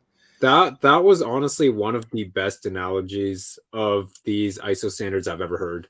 Like how you said, you buy the new computer, but that's not the utility to it. That's just an upgrade. The utility is actually using that computer, right? Yeah, I mean, and knowing that, I mean, think about the QFS, the quantum financial system. I mean, that technically is the supercomputer. You know what I mean? So, anyway, let's get into a few more comments. It's been a great show so far. We're about roughly hour 40 minutes into it. I'm gonna get more into what we have here. I'll read this from Crypto Winner because I do feel bad I don't read enough of his comments. Got 500 on Cardano on the graph. Oh, you have the graph too. Cool. Yeah, I'm more than pleased with my graph. Up a few 100% with that. I got another 500 long. Cool stuff, man. All right, Salamander, the XTC commander. This was at 7:02 my time, so way behind on the super chat. Sorry about that. So apparently you did send that in before, and I don't know why I didn't come across the screen right. So sorry about that, Salamander. With a $3 super chat. Tokenizer, your top 3 crypto coins, bro. You know it was going to be asked eventually, man. You had to have known. Yeah, I kind of figured. So, it kind of depends in which context you're asking. Is it which 3 do I personally think risk reward wise is best, or is it which 3 I think have the best utilities? So that's a kind of tough question to answer with the information I'm given. But when most people ask, I think it is in the context of which 3 are my favorite. So I'm just gonna go with that one. So this is gonna be less about price potential and stuff, but ones I feel like are best designed. My number one, actually, I'm not going to list this in any specific order. I'm just going to throw the 3 there. But number 1 is Quant. And this is largely because they do it in such a seamless way where on the front end, you don't even need to notice you're using QNT tokens because it's all done in the backend treasury for you. And then kind of on the investor side of it, the utility behind this is you can stake your QNT tokens onto gateways. This not only means you get more rewards and more throughput on your gateway, but you're actually helping further secure the overall quant network because you're securing the value. The value is tied to the QNT token, right? You're securing the value on the network onto these gateways. So overall, it's a really well-designed pure utility token. The next one would be Energy Web Token, EWT. And this is largely because with Energy Web Token, it has a very similar thing where they actually partner with R3 to use Corda, which is the leading DLT network for fintech overall. And pretty much how this works is on the front or on the back end, everything is settled in Energy Web Tokens. In fact, Energy Web Tokens are bought with that fiat to stake, as I had mentioned earlier. But again, on the front end, all you notice is you're paying in fiat. So from an enterprise perspective, it's very, what's the word I'm looking for? Very seamless and, very simple because at the end of the day, as long as you get the service you paid for, you're not going to care what's exactly done with that value. Whether you're securing the network more or whether, they pay that more to marketing or just add that to their treasury, that doesn't matter to you. You just care you got the service you paid for. And then the third one, this is tough. I think I would have to go with, yeah, it's always the third one that gets me, but I think I'd give it to Constellation Network DAG. This might come as a surprise because, there's a lot of directed acyclic graph projects out there, right? There's things like Hedera Hashgraph, IOTA, etc. And, I think IOTA and Hedera Hashgraph are 2 really great layer 1 networks and tokens, but Hedera's is more kind of balanced in the sense that there's not a massive dilution rate such as that we see with Hedera. And the overall token utilities behind it is very interesting because there's a lot of use cases from the retail user perspective in terms of kind of joining into the community and earning rewards through validating data on the network. But also as a business, it's essential that you have DAG tokens to, run an official business on there. And of course, the overall incentivization structure and also revenue model of the whole platform is done in DAG. And DAG is also going to be a fraction of the value of all the data that's on Hypergraph at the moment. So overall, DAG is a very versatile utility token in kind of the context of the Hypergraph. And it's not something we see out of most layer 1 networks in terms of, being an index for the overall network rather than just, gas fees. I like how you put that because, that in itself is a huge selling point.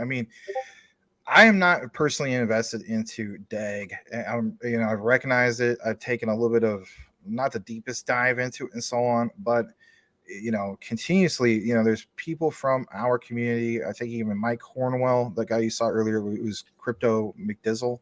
he recently, I think, got into DAG. I remember a few. I don't speak on your behalf, Mike, but I want to state this. I think you even double checked your portfolio, like maybe it was a week or two ago. I could have sworn I heard you say something like holy crap, I don't have any DAG, and then you're like, I just bought some DAGgies. But to hear you, Tokenizer, I mean, that's your top three. Like, obviously, I'm really glad to hear about Quant, but man, Energy Web Token, you're number 2, and DAG, you're number 3. And I know that you love XDC and stuff like that. So people know my top 3. I mean, it's QNT, XRP, XLM. But XTC has always been my consistent number 4. My number 5 is HBAR, but it's hard, right, to be pinned down to actually. For sure, yeah. And something I really take into account when doing these is I try to balance kind of the researcher side of it with the investor side, because at the end of the day, we can be as passionate as we want in this market for research and learning about the future, but you'd probably be lying to me if you said you didn't care about making a single dollar in this space. I wouldn't believe that, right? Yeah. So I take into account of things like total supply of the token and how much of that is already fully diluted onto the market versus ones that are going to release over time with a vesting schedule. And we see more of that with tokens with higher dilution rates, such as XRP, XLM, and HBAR, right? Like, for example, Jed McCaleb was selling some of his XRP up until, like, I think it was last year. And of course, that played a really small impact on the overall token price. But at the end of the day, it's kind of showing that token supplies aren't fully diluted, and that there's still kind of more unlocking from either the team or other ventures and entities that were connected to the project initially. Yeah. Here's the thing. So Salman, I want to thank you for the $3 super chat. Here is the listing, of course, on CMC. I know some of you guys use like CoinGecko and so on. There's nothing wrong with that. But check this out. This is a little bit of a reiteration of what Tokenizer basically just brought up here, right? I think, sorry to cut you off, but before we get into that, one thing I did want to point out is CoinMarketCap is notorious for messing up total supplies and things. So circulating supply you see on Energy Web Token at the moment at 30 million is completely off. It's close. Is CoinGecko more close to it then? Let me cut you off. I don't know if CoinGecko is much better. It was stated on their Block Explorer, and then they've also done a couple AMAs with that. I'm honestly not too sure why the supplies are listed like that. But I'll take you at your word. So you know what's that, right? The total supply is close to 69 to 70, or the circulating supply is close to 69 to 70 million at the moment. Oh wow, that's way off then. Yeah. Yeah, and the total supply is 100 million, which fortunately they at least got that right. Right. Geez, so the circulating supply is literally like over double what you mentioned. That's like, what the heck is going on here? You know what I mean? Because anyway. Well, here's the thing, guys. I'm glad you pointed that out, Tokenizer. Thank you for that. So yeah, guys, think about this, right? So think about how many coins and tokens you're invested in that have billions or trillions, right, of those particular tokens in the supply. If you're wondering just real quick about this, I know a lot of times, we look at what's going on the day or what's going on the 7-day chart and so on. Here's some of the all times. This has been around, at least on a CMC listing, dating back to at least 2020. Okay. On top of that, you did see back in April 2021, this went up to $21. So, even at these particular prices, and this, I don't know. I don't really consider this a big pump. Not really, right? But my thing is, some of the things that Tokenizer mentioned. Come on, this is his number 2. Some of the things you mentioned, I've got to take more of a deeper dive in this. And another thing I want to show you guys just real quick, even on my Twitter, right? And I'm sure you've seen this yourself, Tokenizer, the what they call the crypto cheat sheet. So this right here, right? I have this pinned, and if anything, I'll blow it up just a tad bit, right? So let me just show you guys this. So look at this for yourself. Here's right across the way from XLM, right? You have Energy Web Token, proof of authority, open source operating systems for energy grids that can help power a zero carbon economy. Think about what it says, open source operating systems. What do we also know as an operating system? obviously Quant's Overledger. So I don't know. I guess it's just yet another one. It's like I'm already into like 50 projects. I don't know how many you're into. That's not the point. But the point is, for me, tokenizer, I don't know about you, I have got to make my short list even that much more shorter. And then when you mention things like this, like this is your number 2, I'm like, damn, I really got to look more into that. Yeah. I'm glad you actually brought this cheat sheet up. This was made by a good buddy of mine, XX, and Cool. he does a lot of work with these kind of mind maps. He's actually the guy who's inspired me to make my own maps and stuff. But yeah, pretty much everything on this cheat sheet is probably one of the networks that I also support. I probably shouldn't just say networks because some of these are like exchanges and platforms, but essentially everything listed on here provides utility in its own unique ways. Yeah, and obviously there's a lot more that we want to, that we wish were on the sheet. But I mean, these are standout ones. I mean, some people say, because there's a 1.0, and then on the bottom part of the tab, like for instance, energy, or was it XLM, right? It's a Stellar Consensus Protocol, SCP, Layer 1, FBA, Turing Incomplete. And then it would list if it was like ISO compatible, or if it was, compliant, or if it's going to be one. But the key thing is, all of these, if I'm not mistaken, I know I'm not mistaken, what's the general consensus here, guys? The common factor. They're all part of the QFS. They're all part of the quantum financial system. That's one of the key, the key factors here. So, this is his number 2. I think we saw DAG. Yep, there's DAG, right? Open source decentralized platform with reliable data assurance. Here at Crypto Talk Now, like, we cover projects, obviously, that have just that connection to the Internet of Things, or data. Obviously, here's DAG, JASMY. We cover that all the time. The whole thing with NXRA, but the key thing is it's data, and it's just like, what does that mean? What does that consist of? Like, where are we going in the future in regards to that? And that is, I mean, I know this is not a JASMY segment and so on, but I just want to mention this real quick. What excites me is, when we did talk about JASMY, is the whole idea of data democratization. And I think about, like, here in the United States, everything has a cost. Some people think, oh man, everything, why wouldn't you want to use this platform? It's free. Oh, that's great. It's free. Guess what, guys? Everything has a cost. Everything has a price. What are you paying for to use Facebook? What are you paying for to use Google services? What are you paying for to use like Amazon services? You're paying with your private data, for they can basically monetize that and make money. With JASMY, what really, really stands out is just that: personal data lockers. You control, well, not you, Japanese citizens, let's be honest, they get to have a say on controlling their data. That's, to me, that's bullish for them. That's bullish for any particular project that recognize that through DLT. So anyway, let's get into a few more comments. It's been a great show so far. So glad to have Tokenizer here with us tonight.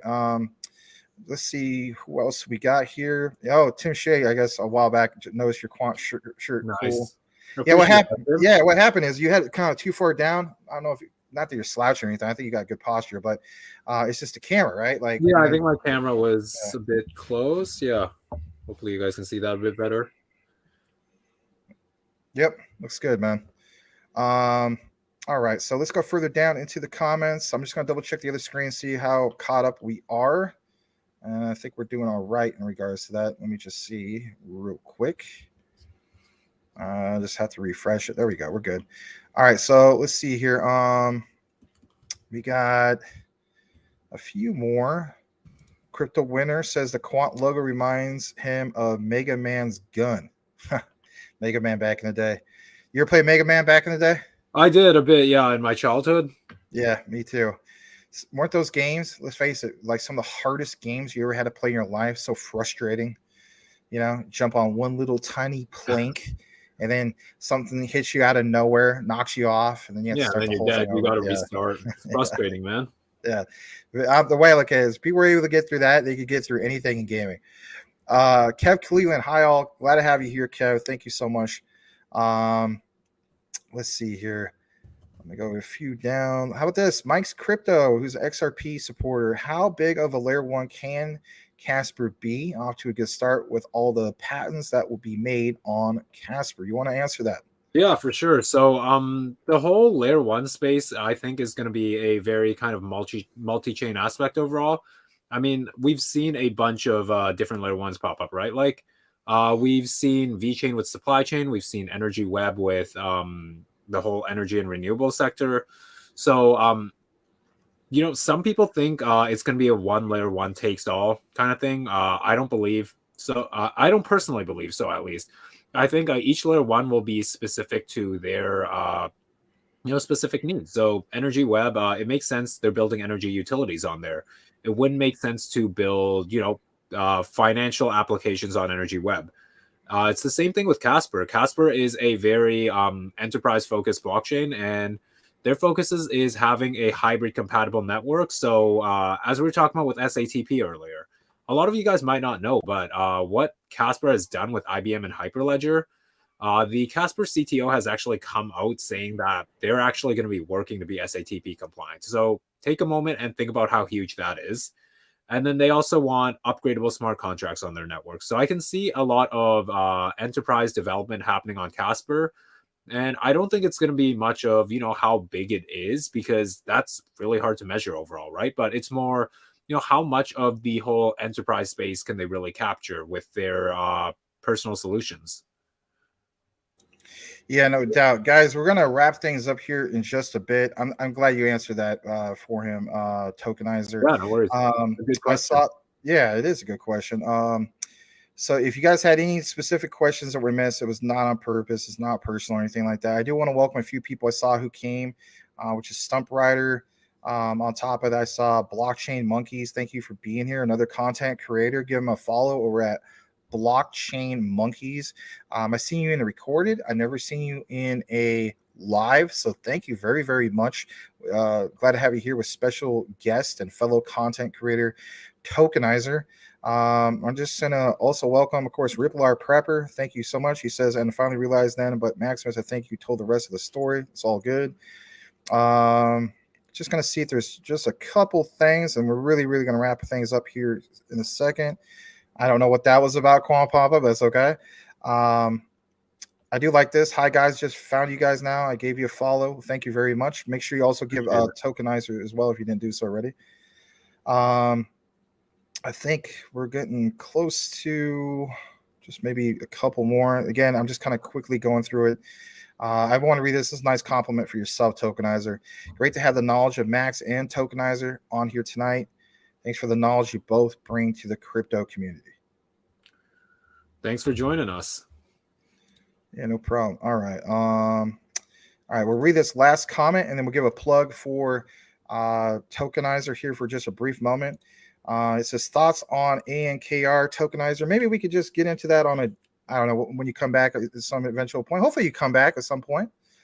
Oh, for sure, man. I had a great time with this discussion, and I think from the chat I've seen, you've got a very lively community. They're not only passionate to learn, but they seem like pretty funny people. Yeah, a little bit of both. You got to have some personality in the mix, right? For sure, yeah. I think that definitely spices things up. Sometimes it's like, it's awesome to see how passionate everyone is to learn, but you kind of want that, personality and humanism to it, right? Yeah, and one thing I do like, and my thing is this: like, I'm not a big fan of telegrams because they'd be very, very toxic, especially like some of the degen. Like, let's face it, some like the meme token ones. I hate to say that, but what I love about our community is you don't really get that whole, I guess I could say this. Our fellow co-host Larry kind of set some of the rules on, like, our filter, if you could say. We don't have much of a filter, but anyway, we don't really have the douchebaggery-esque type feel here from a telegram, if you will. We have a very, we have a nice community, and it's been that way. We've been growing it for a long time now. But yeah, we'll get into some of your questions, if anything, in regards to all this, probably maybe the next time Tokenizer comes here. Let's give him a quick plug because we do got to wrap it up here. So here is let's start off with your YouTube because we didn't talk much about that. Just to kind of get into that for just a brief moment. So, guys, give him a follow on YouTube. Obviously, his biggest platform is Twitter. We'll get in that to a second. Is there anything specifically you want to mention in regards to your YouTube platform? Yeah, just two quick things. So I see in the comment section W Irv, he's mentioned when the next trip around the token economy is. So for anyone who doesn't know, this is basically just a series where I'm driving around town, whether I'm driving to school, I'm driving to the gym, or running errands through my day, and I pretty much take you guys with me, and we talk about different news, updates, and just my personal thoughts on DLT as I'm driving. And it's kind of a way to where, as I was talking about earlier, to bring that extra personal connection to the whole space, right? Because so often in these deep dives it's like I'm talking in a very serious manner where we're not really joking around or anything. So I feel like the trips around the token economy really helps me connect with you guys in the sense that, like, hey, I'm a person too. I like doing other things beyond DLT research. Yeah, And then, no doubt. Right. yeah, You have other hobbies or whatever, right? Yeah. yeah. The other thing I'd want to point out regarding my YouTube is if you go over to the playlists, I have sorted it into a couple of different sections. So, Cool. Tea Time with Token was a series I was hosting on Chain Stats. Again, one of the companies I was, or one of the companies that I still am working at. We're actually, we've got some pretty exciting launches coming soon. So beyond checking out my channel, be sure to check out Chain Stats. But Tea Time with Token was a series around fundamentals I did where every week we went over different projects and different initiatives. So some days we talk about ISO, some days we talk about, let's say, Quant and Gilbertian. Some days we talk about Constellation's work with the Department of Defense, etc. There's a lot of different things we discussed in those. And then I just mentioned trips around the token economy. The introduction to is kind of, let's say if you just heard about Constellation Network in this little live stream we're talking in, for example, and you want to learn more about that. Well, an introduction to Constellation Network is actually a video in there. So there's just a bunch of different projects in there that I'm pretty much introducing you to, where I'll be kind of summarizing what the project does, what the team's comprised of, some of the partnerships and connections they formed, and then the tokenomics. And then the deep dive essentially is that, but on 100 times steroids. So I look really far into the connections and really look at, what entities are backing the project and what entities have been connected to the project since its start. Very, very cool. So, there's a couple comments, underrated channel, deserves way more subscribers. Absolutely. I appreciate that. And they're thanking us, thanks. Tokenizer says Stump Rider. Thank you to me and you. All right. Just trying to get towards the very, very bottom. I think we're just about there. Of course, people just thanking us. So I'm going to read this last comment. Thank you for that, Burke.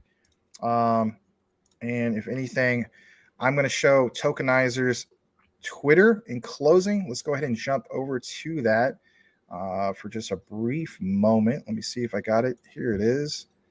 And of course, there's the whole thing in regards to, Morpheus Network, which, by the way, that was really cool. Your breakdown about it. We only scratched like the surface of that. Not even got fully into that. Yeah, well, we'll have to save that for next time. Hey.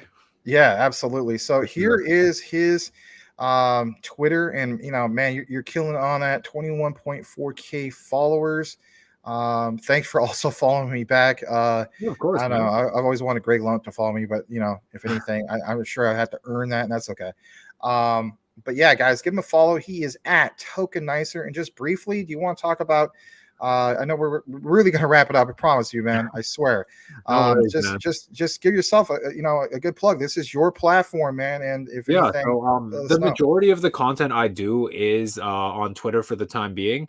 I'm trying to balance that with YouTube at the moment, but on Twitter I do a bunch of different threads on specifically utility networks, but also different initiatives. So let's say if SIA is working with other financial institutions and they're connecting with other banks, well, to the average person, they might just think, okay, it's just more of banks working together. But to seasoned researcher, you would maybe think to SATP or Overledger at the very least, because we know that SIA has worked with Quant and that's how they connect banks together.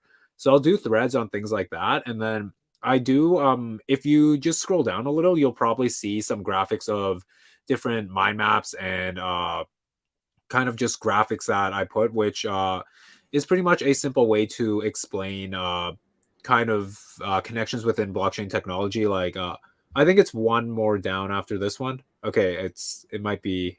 I've been retweeting a bit too much, I think. No, that's okay. Not that one. One more. Okay. There we go. Yeah. So this is again with that's in the middle. That's the logo of Chain Stats. I'm the marketing and community lead there, and basically what we're doing is aggregating all of on-chain data, as you might be able to see from the graphic. And this graphic pretty much shows that we're taking in the data from all of these different ecosystems, because they're all blockchains with data in them, essentially, right? So we're interoperating all of these into a single platform so that you can check the activity and status on every single blockchain all in one single platform. And that goes beyond just, tracking where coins are going, right? But when you think on-chain data, you have to think everything that's on-chain, right? Like, we know we're tokenizing assets on-chain, but also identities are going on-chain. Digital files are going on-chain. Trade documents are going on-chain. And of course, all of that ties into on-chain data, which is what we're aggregating. Yeah, absolutely. I mean, it's cool that you got this going on. I mean, what you just shared, I mean, to be part of like a team doing things like that, that's super impressive, man. I mean, I gotta give you props on that, man. That's awesome. Thank you, man. Thank you. Yeah, I appreciate that. Yeah, we're just in the midst of, we're gonna be launching possibly our MVP. I don't want to make any promises, but we're in the midst of developing that and stuff. So we're gonna be super excited to, let you guys know more of the news regarding that. But yeah, for the time being, be sure to check out my page if you guys are looking for more fundamental analysis and deep dives. But also be sure to follow and check out Chain Stats, because I personally think what we're doing is really original in the sense that we're allowing people to leverage blockchain technology in the most pure form possible. Because we always talk about all the utilities in blockchain technology and how great blockchain is going to be, right? But we're not even leveraging the technology in the blockchains itself yet, meaning the data in blockchains. That's kind of where the value proposition is to begin with, right? And that's kind of what Chain Stats is unlocking. All the things that we want, basically, guys. Think about it. The deep dive research. I mean, think about what everything tokenizer is connected to. We're gonna obviously continue to reshare what you have. Our thing is, we engage with other communities. We're not the type of community in which it's like, we try to shill like garbage cryptos and stuff like that. We're not even sponsored, but our key thing is it's the research that's going to pay us in the future for taking the time to actually do the deep dives like yourself, find out what more of the use cases for this project, that project, and so on. So I can't thank you enough for being here. I'm going to just kind of unshare this real quick. I have to read just 2 comments because it's really, really cool. River just subscribed to you, right? Sub to you. I appreciate that, River. On top of that, I want to read this from Ray Love. I don't know how long you've been here, but Ray Love, thank you very, very much. She says, I like your relaxed, genuine vibe, Max. Sub. Also give a sub to Tokenizer, but thank you for that compliment. Really appreciate you. In regards to all this stuff from Banker, we'll get into some of that stuff on a different show, but thank you for that. Don't think I dismissed it, Blackwood. And then last but not least, I think that's it. So if anything, I'm going to give you the last word. Thank you so much, Tokenizer. You got the last word. Go for it, my friend. All right. I think all I'm going to say is, continue working hard and continue to learn and do your research in the space. I know it's really easy to kind of get caught up in the hype or, want to leave this space because of kind of all the bad news that goes on and stuff. But hey, this is a part of being in such an emerging, innovative industry where, we're so early in this space where personally, for me, at least, I didn't get to experience the innovations of the internet. I'm 22 at the moment. So when the internet was kind of booming, I was still a baby, simply put. So to be able to experience an innovation and a power shift that's happening like this today, where we can all take part of, like, you don't have to be an institutional investor or anything, and you don't even need to be like celebrity status or anything. Anyone can join and take part in the community and this transformation, whether you're providing research, whether you're investing, whether you're a builder and developing things. There's so many different possibilities and avenues this space has. Like, that's about all I have to say, man. Like, find your passion and keep sticking to it. Provide your own value, because everyone's got their own value that they can bring. Like Flashdance, take your passion and make it happen. I'm not gonna say Exactly. it anyway. But that's really not awesome to hear that, man. This guy's 22 years old, you guys, and he's got the rest of his life in front of him. Man, that's really cool to hear about that. So with that said, guys, thank you so much for joining us here tonight with our very special guest, the one, the only Tokenizer. We very much look forward to having you on the show once again. Give him a like, give him a sub, turn on that bell notification, as we would say. Probably gets worn out at this point. On YouTube, follow him on Twitter at Tokenizer. And if anything, guys, we will continue to bring his deep dive research. Be on the lookout for some of those things that we share, where we chop it up in the video, do a deep dive ourselves, and so on. Thank you again for connecting to this special edition of Crypto Talk Now for the research portal. Funny how I named it, because I saw that's what you had on your platform. The research portal featuring the one and only Tokenizer. In closing, know what you have, know what you hold, know why you hold it. We've done the research. We're that much closer to the finish line, everybody. We'll see you back here tomorrow. Same Batman time, same Batman channel, 9 p.m. Eastern, 6 p.m. Pacific, for Utility Talk Now with Sean the Crypto Smith. Have a great night, everybody. We'll see you. Thanks for having me Over on. and out. You're very welcome.